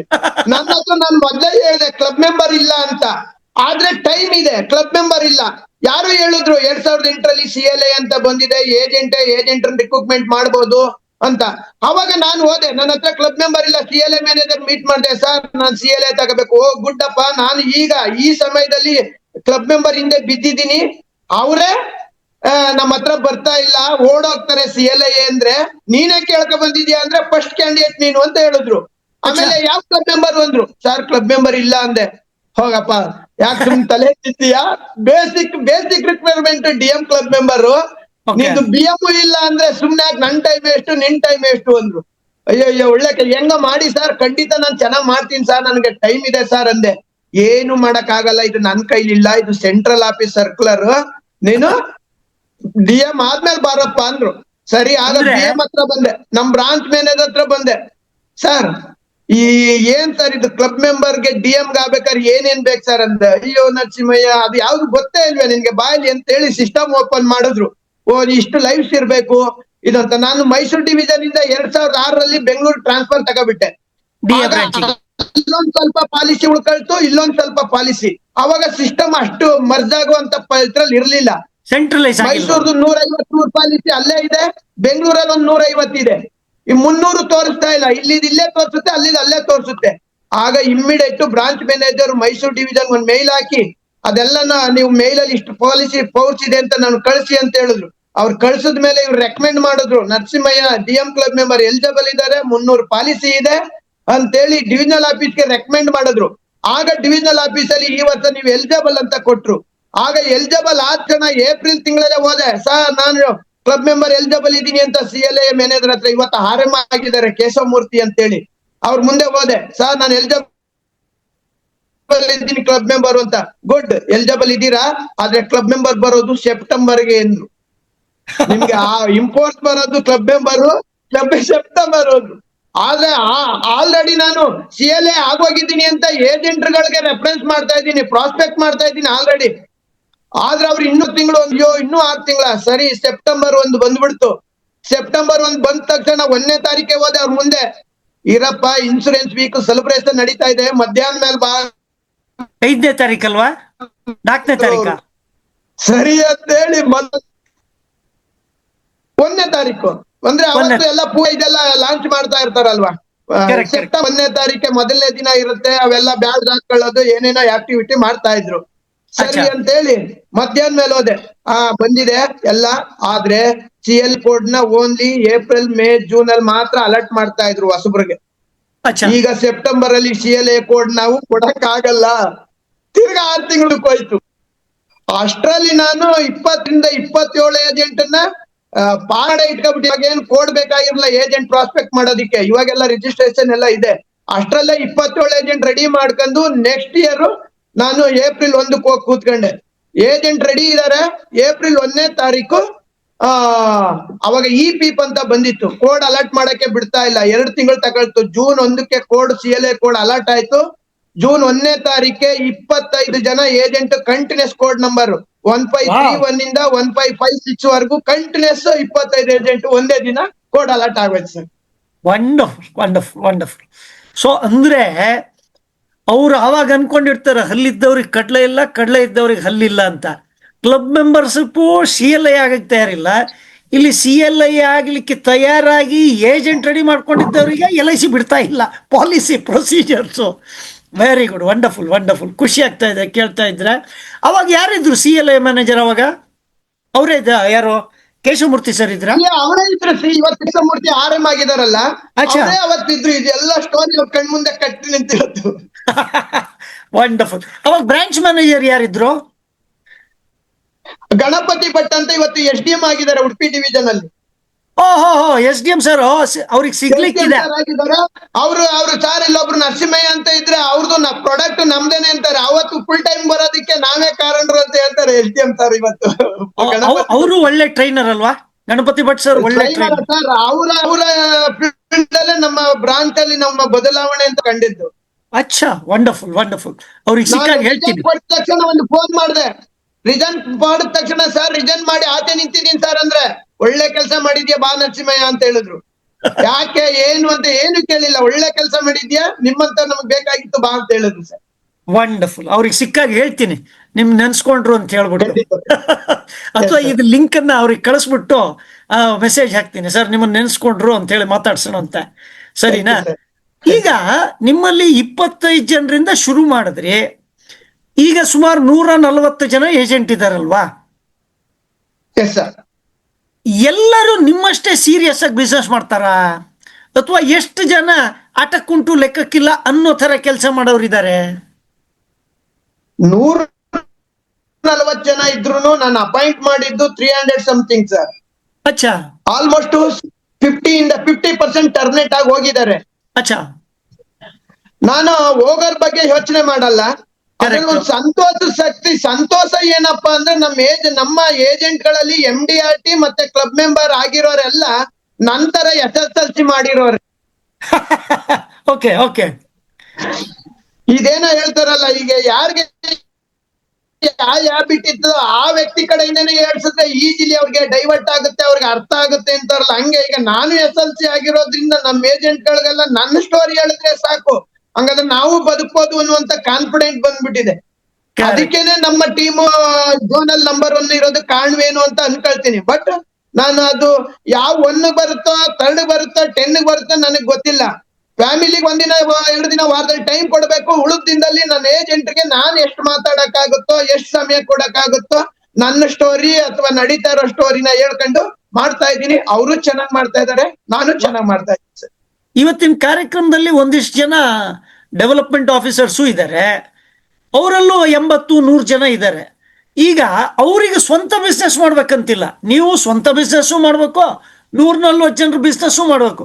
ಇದು ಎರಡು ಹೆಂಗ್ ಬ್ಯಾಲೆನ್ಸ್ ಮಾಡ್ತೀರಾ? ಇದಕ್ಕೆ ಸಮಯ ಅಥವಾ ಪ್ಲಾನಿಂಗ್ ಹೆಂಗ್ ಮಾಡ್ತೀರಾ? ಒಂದು ಸ್ವಲ್ಪ ಇದ್ರ ಬಗ್ಗೆ ವಿಷಯ ಪ್ರಸ್ತಾಪ ಮಾಡ್ಬೋದಾ? ನಾನು CLA ಬಂದ ಮೇಲೆ ನಂದು ಓನ್ಲಿ ZM ಕ್ಲಬ್ ಮೆಂಬರ್ ಇದೆ. ಅದಕ್ಕೆ 30ರಿಂದ 40 ಪಾಲಿಸಿ ವರ್ಷ ಮಾಡ್ತೀನಿ. ಅಚ್ಚಾ. ನನಗೆ ನಾನು CLA ತಗೊಳ್ಳುವಷ್ಟರಲ್ಲಿ 600ರಿಂದ 700 ಪಾಲಿಸಿ ಇಂಪೋರ್ಟ್ಸ್ ಇದ್ದದ್ರಿಂದ ಹಾ ಹಾ. ಪ್ರತಿ ವರ್ಷ ನನ್ನ ಪಾಲಿಸಿ 50ರಿಂದ 60 ಮೆಚುರಿಟಿ ಆಗ್ತಾ ಇರೋದ್ರಿಂದ ಅಚ್ಚಾ. ಆ 50ರಿಂದ 60ರಲ್ಲಿ ನನಗೆ ಪ್ರತಿ ವರ್ಷ 30ರಿಂದ 35-40 ಪಾಲಿಸಿ ರೀಸೈಕಲಿಂಗ್ ಬರುತ್ತೆ. ಹಂಗಾಗಿ ನನಗೆ ಹೊಸ ಬಿಸ್ನೆಸ್ ಗೆ ನಾನು CLA ತಕೊಂಡ ಮೇಲೆ ಹೊಸ ಆಕ್ಟಿವಿಟಿ ಮಾಡೋದನ್ನ ನಿಲ್ಸಿ ಪೂರ್ಣ ಪ್ರಮಾಣವಾಗಿ ನನ್ನ ಏಜೆಂಟ್ ಗೆ ಏನ್ ಸಪೋರ್ಟ್ ಕೊಡ್ಬೇಕು ಅದನ್ನ ಕೊಡ್ತಾ ಇದ್ದೀನಿ. ನನಗೆ ವರ್ಷಕ್ಕೆ 30ರಿಂದ 40 ಪಾಲಿಸಿ ಬೇಕಾಗಿರೋದ್ರಿಂದ ಆ ಬಿಸ್ನೆಸ್ ಗೆ ತುಂಬಾ ಗಮನ ಕೊಟ್ಟು ಕೆಲಸ ಮಾಡ್ತಾ ಇಲ್ಲ. ಯಾಕಂದ್ರೆ ನನಗೆ ತುಂಬಾ ಇಷ್ಟಪಡೋ ಚಾನಲ್, ತುಂಬಾ ಇಷ್ಟಪಡೋದು ಅಂದ್ರೆ ಏಜೆಂಟ್ ಬಹಳಷ್ಟು ಜನ. ನಾನ್ ಏಜೆನ್ಸಿ ಆದಾಗ ಯಾವ ಲೆವೆಲ್ ಅಲ್ಲಿ ಇದ್ರು ಅಂತವ್ರು ಬಹಳಷ್ಟು ನನ್ನ ಟೀಮ್ ಅಲ್ಲಿ ಇದ್ದಾರೆ. ಅವ್ರಿಗೆ ನನ್ನ ಕತೆ ಹೇಳಿ ನೀವೊಂದು ದಿನ ನನ್ನ ಜಾಗದಲ್ಲಿ ಕೂರುವಂತ ಮಾಡೋದೇ ನನ್ನ ಗುರಿ ಅಂತ ಅವ್ರಿಗೆ ತಲೆಗೆ ತುಂಬ್ತಾ ಇದ್ದೀನಿ. ಆ ನಿಟ್ಟಿನಲ್ಲಿ ಅವರು ಕೆಲಸ ಮಾಡ್ತಾ ಇದ್ದಾರೆ. ನನಗೆ ಪೂರ್ಣ ವಿಶ್ವಾಸ ಇದೆ ನನ್ನ ಟೀಮ್ ಅಲ್ಲಿ ಅಟ್ಲೀಸ್ಟ್ ಒಂದು 50 ಜನ ನನ್ನ ಮಟ್ಟಕ್ಕೆ ಬೆಳೀತಾರೆ. ನನ್ನ ಮೀರಿಸಿದ್ದಾರೆ ಬಹಳಷ್ಟು ಜನ, ಆಲ್ರೆಡಿ 10ರಿಂದ 15 ಜನ. ಇನ್ನೂ ಒಂದು 50 ಜನ ಈ ಮಟ್ಟಕ್ಕೆ ಬಂದು ನಮ್ಮ ಹೆಸರನ್ನ ಅಥವಾ ಇದನ್ನ ವಿಜಯ ಪತಾಕೆ ಹಾರಿಸ್ತಾರೆ ಅನ್ನುವಂತ ವಿಶ್ವಾಸ ಇದೆ. ಖಂಡಿತ ಅವ್ರಿಗೆ ಆ ಶಕ್ತಿ ಕೊಡ್ಲಿ ಅಂತ ನಿಮ್ಮ ಮುಖಾಂತರ ನಾನು ಮನವಿ ಮಾಡ್ತೀನಿ. Wonderful sir, wonderful. ಈಗ ಈ 140 ಜನರಲ್ಲಿ ಕೆಲವೊಂದಿಷ್ಟು ಜನ ಎಷ್ಟು ಬೇಕೋ ಅಷ್ಟೇ ಮಾಡ್ತಾ ಇದ್ದಾರೆ. ಕೆಲವೊಂದಿಷ್ಟು ಜನ MDRT ಮತ್ತೆ ಕ್ಲಬ್ ಮೆಂಬರ್ಶಿಪ್ ಅಲ್ಲಿ ಸೆಲೆಕ್ಟ್ ಆಗಿದ್ದಾರೆ. ನಿಮ್ಮ ಸಮಯ ಎಲ್ಲಿ ಜಾಸ್ತಿ ಕೊಡ್ತೀರಾ? ಅಥವಾ ಈಗ MDRT ಮಾಡ್ತಾ ಇರುವವರಿಗೆ ಯಾವ ಥರ ಮೋಟಿವೇಟ್ ಮಾಡ್ತಾ ಇದ್ದೀರಾ? ಅಥವಾ ಈ ಯಾರು ಪರ್ಫಾರ್ಮ್ ಮಾಡ್ಲಿಕ್ಕೆ ಕಷ್ಟ ಆಗ್ತಾ ಇದೆ, ಯಾಕಂದ್ರೆ ಅವ್ರಿಗೆ ಪರಿಚಯ ಇದ್ದವ್ರು ಅಷ್ಟೇ ಅವ್ರು ಬಿಸ್ನೆಸ್ ಮಾಡ್ತಾ ಇದ್ದಾರೆ, ಅಲ್ಲಿಂದ ಅವ್ರು ನೆಕ್ಸ್ಟ್ ಲೆವೆಲ್ ಹೋಗ್ಬೇಕಾದ್ರೆ ಯಾವ ಥರ ಟ್ರೈನಿಂಗ್ ಕೊಡ್ತೀರಾ? ಅದ್ರ ಬಗ್ಗೆ ಒಂದು ಸ್ವಲ್ಪ ಹೇಳ್ಬೋದಾ? ನಾನು ಗ್ರೂಪ್ ಸರ್ ಬೇಸಿಕಲಿ ಒಂದು ಗ್ರೂಪ್ ಇದ್ದೀನಿ. 2ರಿಂದ ಮೀಡಿಯಂ ಕೆಲಸ ಮಾಡೋದು ಒಂದು ಗ್ರೂಪ್ ಮಾಡಿದ್ದೀನಿ. ಟಾಪರ್ ಒಂದು 25 ಜನ ಬೇರೆ ಗ್ರೂಪ್ ಮಾಡಿದ್ದೀನಿ. ಆ ಟಾಪರ್ಗೆ ಬೇರೆ ಟ್ರೈನಿಂಗ್ ಕೊಡ್ತೀನಿ. ಅಂದ್ರೆ ಆ ಟಾಪ್ ಅಲ್ಲಿ ಇದ್ದಾರೆ ಅಂದ್ರೆ ಆ ಟಾಪ್ ಪರ್ಫಾರ್ಮ್ ಮಾಡ್ತಾ ಇರೋರ್ನೇ ಪ್ರತಿ ತಿಂಗಳು ಒಬ್ಬರನ್ನ ಕರೆಸಿ ಅವರು ಟಾಪ್ ಬರ್ಬೇಕಾದ್ರೆ ಅಥವಾ MDRT ಆಗ್ಬೇಕಾದ್ರೆ, ಚೇರ್ಮನ್ ಕ್ಲಬ್ ಮೆಂಬರ್ ಆಗ್ಬೇಕಾದ್ರೆ ಅವರ ಆಕ್ಟಿವಿಟಿ ಏನು ಅನ್ನುವಂಥದ್ದನ್ನ ನಮ್ಮ ಈ ಟಾಪರ್ಸ್ ಮುಂದೆ ಅವರ ಅನುಭವಗಳನ್ನ ಹಂಚಿಸ್ತೀನಿ. ಬಹಳಷ್ಟು ಜನ ಅದನ್ನ ಆ ಪಾಯಿಂಟ್ ಗಳನ್ನ ಒಂದೊಂದನ್ನೇ ಕ್ಯಾಚ್ ಮಾಡ್ಕೊಂಡು ಇಂಪ್ಲಿಮೆಂಟ್ ಮಾಡ್ತಾ ಇದ್ದಾರೆ. ನಮ್ ತಂಡದಲ್ಲಿ ಬಿಸ್ನೆಸ್ ಬರ್ತಾ ಇರ್ಬೇಕಾದ್ರೆ ಅಥವಾ ನಮ್ಮ ಏಜೆಂಟ್ ಚೆನ್ನಾಗ್ ಮಾಡ್ತಾ ಇರ್ಬೇಕಾದ್ರೆ ಏನ್ ಮೀಟಿಂಗ್ ಅಲ್ಲಿ ಕೇಳ್ಕೊಂಡಿರ್ತಾರೋ 3 ಗಂಟೆ 2 ಗಂಟೆ ಅದ್ರಲ್ಲಿ ಒಂದ್ 2-3 ಪಾಯಿಂಟ್ ಗಳನ್ನ ಇಂಪ್ಲಿಮೆಂಟ್ ಮಾಡ್ತಾ ಇದ್ದಾರೆ. ಆ ಇಂಪ್ಲಿಮೆಂಟ್ ಇಂದ ಆ ದಿನನೇ ಅವ್ರಿಗೆ ರಿಸಲ್ಟ್ ಬಂದಿಲ್ಲ ಅಂದ್ರೂ ಕಾಲಕ್ರಮೇಣ ಬಂದಿದೆ, ಬಂದು ಫೀಡ್ಬ್ಯಾಕ್ ಹೇಳ್ತಾ ಇದ್ದಾರೆ. ಸರ್ ನೀವ್ ಹೇಳಿದ್ದು ಅದು ತುಂಬಾ ಉಪಯೋಗ ಆಯ್ತು ಸರ್, ನನ್ಗೆ ಅದನ್ನ ಇಂಪ್ಲಿಮೆಂಟ್ ಮಾಡಿದೀನಿ ಸರ್ ನಾನು ಅಂತ. ಯಾರು ಇಂಪ್ಲಿಮೆಂಟ್ ಮಾಡಿಲ್ವೋ ಅವರು ಓಹೋ ಸರ್ ನಾನು ತಪ್ಪು ಮಾಡಿದೆ ಸರ್, ನಾನ್ ಶುರು ಮಾಡ್ತೀನಿ ಅಂತ ಮತ್ತೆ ಅವರು ಸ್ಟಾರ್ಟ್ ಮಾಡ್ತಾ ಇದ್ದಾರೆ. ಅಚ್ಚಾ, ವಂಡರ್ಫುಲ್. ಈಗ ನೀವು ಹೇಳಿದ ಪ್ರಕಾರ ನಾವು ಬರೀ ಟ್ರೈನಿಂಗ್ ಮಾತ್ರ ಬರೋದಲ್ಲ, ಟ್ರೈನಿಂಗ್ ಬಂದ್ಬಿಟ್ಟು ನಾವು ಕೇಳಿದ್ದನ್ನ ಇಂಪ್ಲಿಮೆಂಟ್ ಮಾಡಬೇಕು. ಆ ಇಂಪ್ಲಿಮೆಂಟ್ ಮಾಡ್ಬೇಕಾದ್ರೆ ಏನೋ ತೊಂದರೆಗಳಾದ್ರೆ ಲೀಡರ್ ಹತ್ರ ಕೇಳಬೇಕು, ನಿಮ್ಮ ಡೆವಲಪ್ಮೆಂಟ್ ಆಫೀಸರು ಅಥವಾ CLI ಹತ್ರ ಕೇಳಿದ್ರೆ ನೀವು ಒಂದು ಸ್ವಲ್ಪ ಅದನ್ನ ಹೇಗೆ ಮಾಡಬಹುದು ಅನ್ನೋದನ್ನ ಹೇಳ್ಕೊಡೋಕ್ಕಾಗತ್ತೆ. ಆದರೆ ನೀವು ಅದನ್ನು ಇಂಪ್ಲಿಮೆಂಟೇ ಮಾಡಲಿಲ್ಲ ಅಂದರೆ ಕಷ್ಟ ಆಗುತ್ತೆ. ಇವತ್ತಿನೆಲ್ಲ ಏಜೆಂಟ್ ಬಂದಿದ್ದೀರಾ, ಪ್ರತಿ ವಾರ ಬರ್ತಾ ಇದ್ದೀರಾ, ಕೆಲವೊಬ್ರು ನಾವು ಬರೋಕ್ಕಿಂತ ಮುಂಚೆನೇ ಬಂದಿರ್ತೀರಿ, ಸರಿ, ನಿಮ್ಮ ಇಂಟ್ರೆಸ್ಟ್ ಗೊತ್ತಾಗ್ತಾ ಇದೆ, ಆ ನಾಲೆಜ್ ನಿಮ್ಮ ತಲೆಯಲ್ಲಿ ಏನಿದೆ ಅದನ್ನ ಸ್ಕಿಲ್ ಕೌಶಲ್ಯವನ್ನ ಪರಿವರ್ತಿಸಬೇಕಾದ್ರೆ ನೀವು ಅದನ್ನು ಇಂಪ್ಲಿಮೆಂಟ್ ಮಾಡಬೇಕು ಅನ್ನೋದನ್ನ ಚೆನ್ನಾಗಿ ಹೇಳ್ಕೊಟ್ರಿ. ಆದರೆ ಇವತ್ತಿನ ದಿವಸ ಈಗ ನೀವು 20 ವರ್ಷದ ಹಿಂದೆ ಮಾಡ್ತಾ ಇರೋ ಕೆಲಸಕ್ಕೂ ಆವತ್ತು ಮಾಡ್ತಾ ಇರೋ ಬಿಸ್ನೆಸ್ಸಿಗೂ ಇವತ್ತು ಮಾಡ್ತಾ ಇರೋ ಬಿಸ್ನೆಸ್ಸಿಗೂ ಕಸ್ಟಮರ್ಗಳು ನೀವು ಯಾವ ಥರದ ಬದಲಾವಣೆ ನೋಡ್ತಾ ಇದ್ದೀರಾ ನಿಮ್ಮ ಇರುವಂತಹ ಕಸ್ಟಮರ್ಗಳಲ್ಲಿ? ಸಿ ನನಗೆ ಅನ್ಸುತ್ತೆ, ಈಗ ನಾನು ದೊಡ್ಡ ತಂಡ ಕಟ್ಟಿರೋದು, ಅವ್ರನ್ನ ಅಬ್ಸರ್ವ್ ಮಾಡ್ತಾ ಇರೋದು, ನನ್ನನ್ನು ನಾನು ಅಬ್ಸರ್ವ್ ಮಾಡ್ಕೊಳ್ತಾ ಇರೋದ್ರಿಂದ ಬಿಸ್ನೆಸ್ ಸೇಮ್ ಇದೆ, ನಾವು ಬದಲಾಗ್ತಾ ಇದೀವಿ ಅಂತ. ಉದಾಹರಣೆಗೆ ಹೆಂಡತಿ ಒಬ್ಳೆ, ನಾನ್ ಅವ್ರ ಅಡಿಗೆ ತಿಂದು ತಿಂದು ಟೇಸ್ಟ್ ಸೇಮೇ ಇದ್ರು ನನಗೇನೋ ರುಚಿ ಟೇಸ್ಟ್ ಕಡಿಮೆ ಆಯ್ತಾ ಇದೆ ಅನ್ಸುತ್ತೆ. ಹಂಗೆ ಜನಗಳಿಗೆ ನಾವು ಅಲ್ಲೇ ಇರೋದ್ರಿಂದ, ಅದ್ರಲ್ಲೇ ಇರೋದ್ರಿಂದ, ಅಲ್ಲಿರೋ ತಪ್ಪುಗಳನ್ನ ನಾವು ನೋಡೋದ್ರಿಂದ ನನಗೇನೋ ಅನ್ಯಾಯ ಆಗ್ತಾ ಇದೆ, ಇಲ್ಲೇನೋ ತೊಂದರೆ ಆಗ್ತಾ ಇದೆ ಅಂತ ನನಗೆ ಅನಿಸ್ತಾ ಇದೆಯೇ ವಿರುದ್ಧ ನಾನೇನ್ ಮಾಡ್ತೀನಿ, ಎರಡೂ ಜಾಗದಲ್ಲೂ ಕೂತು ನೋಡ್ತೀನಿ. ಉದಾಹರಣೆಗೆ ನೀವು ಗುರುಗಳು ಬಂದ್ರೆ ನೀವೇನಾದ್ರೂ ಹೇಳಿದ್ರೆ ಅದು ತಪ್ಪು ಅನ್ಸಿದ್ರೆ, ಅದೇ ನಾನು ಅವ್ರ ಜಾಗದಲ್ಲಿ ಕೂತಿದ್ರೆ ಅವ್ರು ಹೇಳಿರೋ ಮಾತು ನಾನು ಹೇಳ್ತಾ ಇದ್ನ ಅಂತ ಅನಿಸ್ತೀನಿ. ಆಗ ಎರಡನ್ನೂ ನೋಡ್ತೀನಿ ನಾನು. Okay. ಓಹೋ, ಆ ಜಾಗದಲ್ಲಿ ಇದ್ರೆ ಅವ್ರು ಹೇಳ್ತಾ ಇರೋದು ಸರಿ ಇದೆ, ನನ್ನ ಜಾಗದಲ್ಲಿ ಅವ್ರು ಹೇಳಿದ್ದು ತಪ್ಪು ಅನ್ನಿಸ್ತಾ ಇದೆ, ಇಲ್ಲ ಹಂಗಾದ್ರೆ ಇದು ತಪ್ಪಲ್ಲ, ಇದಕ್ಕೆ ನಾನು ಹೊಂದ್ಕೋಬೇಕಾಗತ್ತೆ, ಬದಲಾವಣೆ ಜಗದ ನಿಯಮ ಹಂಗಂತೇಳಿ. ನನಗೊಂದು ಘಟನೆ ನಡೀತು. ನನ್ನ ಒಬ್ಬ ಏಜೆಂಟ್ ಇದ್ದಾರೆ, ಹೊಸ ಏಜೆಂಟ್, ಚೆನ್ನಾಗ್ ಮಾಡ್ತಾ ಇದ್ದಾರೆ. ಫೀಲ್ಡ್ ಅಲ್ಲಿ ಕೆಲಸ ಮಾಡಿದಾಗ ಅವ್ರಿಗೆ ಬಿಸ್ನೆಸ್ ಚೆನ್ನಾಗ್ ಬರ್ತಾ ಇದೆ. ಆದ್ರೆ ಯಾವ ವ್ಯಕ್ತಿ, ಉದಾಹರಣೆಗೆ ಪ್ಲಾನ್ ಅನ್ನು ಸಹ ಒಂದು ಮೆನ್ಷನ್ ಮಾಡ್ತೀನಿ, ನಮ್ದು ಭೀಮಾ ಗೋಲ್ಡ್ ಅಂತ ಇತ್ತು. ಆ ಅಚ್ಚಾ. ಪ್ಲಾನ್ ಅಲ್ಲಿ ಏನ್ ಮಾಡ್ತಾ ಇದೆ, ಇವತ್ತು ಕಟ್ಟಿರೋ ಪ್ರೀಮಿಯಂ ರಿಟರ್ನ್ ಬರ್ತಾ ಇದೆ ಮೆಚುರಿಟಿ ಆದಾಗ. ಅಚ್ಚಾ. ಈಗ ಏನ್ ಮಾಡ್ತಾ ಇದಾರೆ, ಆ ಹಳೆ ಏಜೆಂಟ್ಗಳು ಅದು ಮೆಚುರಿಟಿ ಆಗಿದೆ ಅಂತ ಹೇಳಕ್ಕೆ ಹೋಗ್ತಾ ಇಲ್ಲ. ಯಾಕೆಂದ್ರೆ ಆ ಕಸ್ಟಮರ್ ಬೈತಾರೆ, ಕಟ್ಟಿರೋ ದುಡ್ಡು ರಿಟರ್ನ್ ಕೊಡ್ತಾರೆ ಅಂತ ಬೈತಾರೆ ಅಂತ ಹೋಗ್ತಾ ಇಲ್ಲ. ಆದ್ರೆ ನಮ್ಮ ಒಬ್ಬ ಏಜೆಂಟ್ ಅವ್ರನ್ನೇ ಮೀಟ್ ಮಾಡಿ ಆ ಮೆಚುರಿಟಿ ಕೊಡ್ಸಿ ಅವ್ರ ಹತ್ರದಿಂದನೇ ಬಿಸ್ನೆಸ್ ತರ್ತಾ ಇದ್ದಾನೆ. ಆಗ ಈ ವ್ಯಕ್ತಿ ಯಾರು ಹೋಗಿರ್ಲಿಲ್ವ ಪಾಲಿಸಿ ಮಾಡ್ದವನ್ಗೆ ಉರ್ದಿದೆ, ನನ್ನ ಕಸ್ಟಮರ್ ಹತ್ರ ಎಲ್ಲ ಹೋಗಿ ಇವನು ಪಾಲಿಸಿ ಮಾಡ್ತಾ ಇದ್ದಾನೆ. ಆಗ ಅವ್ರೋಗಿ ಮೀಟ್ ಮಾಡಿದಾಗ ಅದೇ ಹಳೆ ಏಜೆಂಟ್ ಮಾತಾಡಿದಾನೆ, ನಾನ್ ನಿಮ್ಮನ್ನ ಬೈತಾರೆ ಅಂತ ನಾನ್ ನಿಮ್ ಹತ್ರ ಬಂದಿಲ್ಲ, ಆದ್ರೆ ಬೇರೆಯವ್ರು ಬಂದಾಗ ಅವ್ರ ಹತ್ರ ಮೆಚುರಿಟಿ ಅಮೌಂಟ್ ತಗೊಂಡು ಪಾಲಿಸಿ ತಗೊಂಡಿದ್ದೀರಾ, ನಾನ್ ಎಂತ ತಪ್ಪು ಮಾಡ್ಬಿಟ್ಟೆ ಅಂತ. ಅವಾಗ ನನಗ್ ಅನಿಸ್ತು, ಜನರು ಅಕ್ಸೆಪ್ಟ್ ಮಾಡ್ತಾರೆ, ನಾವು ಹೋಗ್ತಾ ಇಲ್ಲ, ನಮ್ಮ ಮನ್ಸಲ್ಲೇ ನಾವು ತಿಳ್ಕೊಳ್ತಾ ಇದೀವಿ ಅವ್ರು ಬೈತಾರೆ ಅಂತ. ಬದಲಾವಣೆ ಜನ ಎಲ್ರು ಸಹ ಅಕ್ಸೆಪ್ಟ್ ಮಾಡ್ಕೊತಾರೆ. ಎಲ್ಲಾ ಕಡೆ ರೇಟ್ ಆಫ್ ಇಂಟ್ರೆಸ್ಟ್ ಕಡಿಮೆ ಇದೆ ಅಂದ್ರೆ ನಮ್ಮಲ್ಲೂ ಕಡಿಮೆ ಇದೆ. ಆದ್ರೆ ನಾವೇನ್ ಮಾಡ್ತೀವಿ, ಆ 20 ವರ್ಷದಿಂದ 15 ವರ್ಷಕ್ಕೆ ಡಬಲ್ ಆಗ್ತಾ ಇತ್ತು, ಇವತ್ತು 22 ವರ್ಷಕ್ಕೆ ಡಬಲ್ ಆಗುತ್ತೆ ಅಂತ ಹೇಳಿ ನಮಗ್ ನಾವೇ ತಿಳ್ಕೊಂಡು ಕಸ್ಟಮರ್ ಮುಂದೆ ಹೋಗೋದನ್ನ ಬಿಟ್ಬಿಟ್ಟಿದೀವಿ. ಆದ್ರೆ ಅದನ್ನ ಪ್ರೈವೇಟ್ ಕಂಪ್ನಿಗಳು ಎನ್ಕೇಸ್ ಮಾಡ್ಕೊಳ್ತಾ ಇದಾರೆ ಅಂತ ನನ್ಗೆ ಅನಿಸ್ತಾ ಇದೆ. ಅದನ್ನ ನಾನು ವಿತ್ ಪ್ರೂಫ್ ನಮ್ಮ ಏಜೆಂಟ್ಗಳಿಗೆ ತೋರಿಸ್ತೀನಿ. ನೋಡ್ರಿ, ಪ್ರೈವೇಟ್ ಕಂಪ್ನಿಗಳಲ್ಲಿ ರಿಟರ್ನ್ಸ್ ಇಷ್ಟು ಕಡಿಮೆ ಇದ್ರು ಅವ್ರು ಬಿಸ್ನೆಸ್ ನ ಚೆನ್ನಾಗಿ ಮಾಡ್ತಾ ಇದ್ದಾರೆ. ನಮ್ಮಲ್ಲಿ ಉತ್ತಮವಾದ ಬಿಸ್ನೆಸ್, ನಮ್ಮ ರಿಟರ್ನ್ಸ್ ಇದ್ದು, ಬೋನಸ್ ಇದ್ದು, ಗ್ಯಾರಂಟಿ ರಿಟರ್ನ್ಸ್ ಇದ್ರು ಸಹ ಇದನ್ನ ನಾವು ಕಸ್ಟಮರ್ ಮುಂದೆ ಪ್ರಸ್ತುತ ಮಾಡೋದ್ರಲ್ಲಿ ಫೇಲ್ ಆಗ್ತಾ ಇದೀವಿ. ನಿಮ್ಮ ಕಸ್ಟಮರ್ಗಳು ಪ್ರೈವೇಟ್ ಕಂಪ್ನಿಗಳು ಬೇರೊಂದು ಸಂಸ್ಥೆಗೆ ಹೋಗಿ ಬೀಳ್ತಾ ಇದ್ದಾರೆ, ಇಲ್ಲಿ ನಾವು ತಪ್ಪು ಮಾಡ್ತಾ ಇದೀವಿ ಅಂತ ವಿತ್ ಪ್ರೂಫ್ ಕೊಟ್ಟಾಗ ನಮ್ಮ ಏಜೆಂಟ್ರು ಅದನ್ನ ಫೀಲ್ಡ್ ಅಲ್ಲಿ ಪ್ರಸ್ತುತಪಡಿಸಿ ಅವ್ರಿಗೆ ಮನವರಿಕೆ ಮಾಡಿ ಕಸ್ಟಮರ್ ಹತ್ರ ಬಿಸ್ನೆಸ್ ತರೋದ್ರಲ್ಲಿ ಯಶಸ್ವಿ ಆಗ್ತಾ ಇದ್ದಾರೆ. ಹಂಗಾಗಿ 20 ವರ್ಷಕ್ಕೂ ಇವತ್ತಿಗೂ ನನಗೆ ಯಾವುದೇ ಚೇಂಜ್ ಅನಿಸ್ತಾ ಇಲ್ಲ. ಕಾರಣ ಏನು ಅಂದ್ರೆ, ಪ್ರತಿ ವರ್ಷಕ್ಕೆ ನನ್ನ ಬಿಸ್ನೆಸ್ ಇನ್ಕ್ರೀಸ್ ಆಗ್ತಾ ಇದೆ. ಅಂದ್ರೆ ಏನೂ ಬದಲಾವಣೆ ಕಾಣಿಸ್ತಾ ಇಲ್ಲ. ನನ್ನ ಮೈಂಡ್ ಸರಿಯಾಗಿದ್ರೆ ಬಿಸ್ನೆಸ್ ಫೀಲ್ಡ್ ಅಲ್ಲಿ ಇದೆ. ಆದ್ರೆ ನಿಮಗೆ ಗೊತ್ತಿರೋ ಪ್ರಕಾರ 15-18% ಜನಕ್ಕೆ ಮಾತ್ರ ಇನ್ಸೂರೆನ್ಸ್ ಕವರೇಜ್ ಮಾಡಿದೀವಿ. ಇನ್ನು ಬಿಗ್ ಮಾರ್ಕೆಟ್ ಇದೆ ಇನ್ಸೂರೆನ್ಸ್ ಫೀಲ್ಡ್ ಅಲ್ಲಿ ಅನ್ನುವಂಥದ್ದನ್ನ ನಾನು ಪ್ರತಿನಿಧಿಗಳ ಮುಂದೆ ಪ್ರಸ್ತುತ ಪಡಿಸ್ತಾ ಇದ್ದೀನಿ. ಯಾಕೆಂದ್ರೆ 80% ಮಾರ್ಕೆಟ್ ಇದೆ, ನಮಗೆ ರಾ ಮೆಟೀರಿಯಲ್ ಇದೆ ಅಂದ್ರೆ ಇದಕ್ಕಿಂತ ದೊಡ್ಡ ವಿಚಾರ ಇನ್ನೊಂದಿಲ್ಲ, ಇದಕ್ಕಿಂತ ಬಿಗ್ ಮಾರ್ಕೆಟ್ ಇನ್ನೊಂದಿಲ್ಲ. ಆದ್ರೆ ಇನ್ಸೂರೆನ್ಸ್ ನ ಅವಶ್ಯಕತೆ ಏನಿದೆ, ಏನಕ್ ಬೇಕು ನಿಮ್ಮ ಕುಟುಂಬಕ್ಕೆ, ನಿಮಗೆ ಏನಕ್ ಬೇಕು ಅನ್ನುವಂಥದ್ದನ್ನ ಮನವರಿಕೆ ಮಾಡುವಂತ ನಾಲೆಡ್ಜ್ ನನ್ನಲ್ಲಿ ಇರ್ಬೇಕು. ಪ್ರಸ್ತುತ ಪಡಿಸಿದಾಗ ಖಂಡಿತ ಜನ ಇವತ್ತೂ ಸಹ ಪಾಲಿಸಿ ತಗೊಳ್ಳೋರು ಇದ್ದಾರೆ. ಖಂಡಿತ ಬೇರೆ ಕಂಪನಿಗಳಿಗೆ ಏನ್ ಬಿಸ್ನೆಸ್ ಆಗುತ್ತೋ ಅದಕ್ಕಿಂತಲೂ ಉತ್ತಮ ಬಿಸ್ನೆಸ್ LIC ಗೆ ಬರುತ್ತೆ. ಅದು ನಾವು ಪ್ರತಿನಿಧಿಗಳ ಮೈಂಡ್ ಕರೆಕ್ಟ್ ಆಗಿದ್ದಾಗ ಖಂಡಿತ ಓನ್ಲಿ ಪಾಸಿಟಿವ್ ನೋಡಿದಾಗ ಖಂಡಿತ ಯಾವಾಗ ಬಿಸ್ನೆಸ್ ಬಂತು, ಎಷ್ಟೇ ಪರ್ಸೆಂಟೇಜ್ ಕಡಿಮೆ ಆಗಿದ್ರು ಸಹ ನನ್ಗೆ ಯಾವಾಗ ಬಿಸ್ನೆಸ್ ಇನ್ಕ್ರೀಸ್ ಆಯ್ತು ಆ ಪರ್ಸೆಂಟೇಜ್ ಅಲ್ಲೇ ಕವರ್ ಆಗೋಗುತ್ತೆ. ನಾನು ಪರ್ಸೆಂಟೇಜ್ ಕಡಿಮೆ ಆಯ್ತು ಅಂತ ಹೇಳಿ 100 ಪಾಲಿಸಿ ಮಾಡ್ತಾ ಇದ್ದವನು 10 ಪಾಲಿಸಿಗೆ ಬಂದ್ಬಿಟ್ರೆ ಅಲ್ಲಿ 90 ಪಾಲಿಸಿ ಬಿಸ್ನೆಸ್ ಹೊರಟೋದಾಗ ಅಲ್ಲಿ ಹೋಗ್ಬಿಡುತ್ತೆ. ಇಲ್ಲ, ಪರ್ಸೆಂಟೇಜ್ ನೋಡೋದು ಬೇಡ. ನನಗನ್ಸೋದು ಆ ಪರ್ಸೆಂಟೇಜ್ ಬಗ್ಗೆ ಒಂದು ಕಡೆ ಹೋರಾಟ ಮಾಡೋಣ.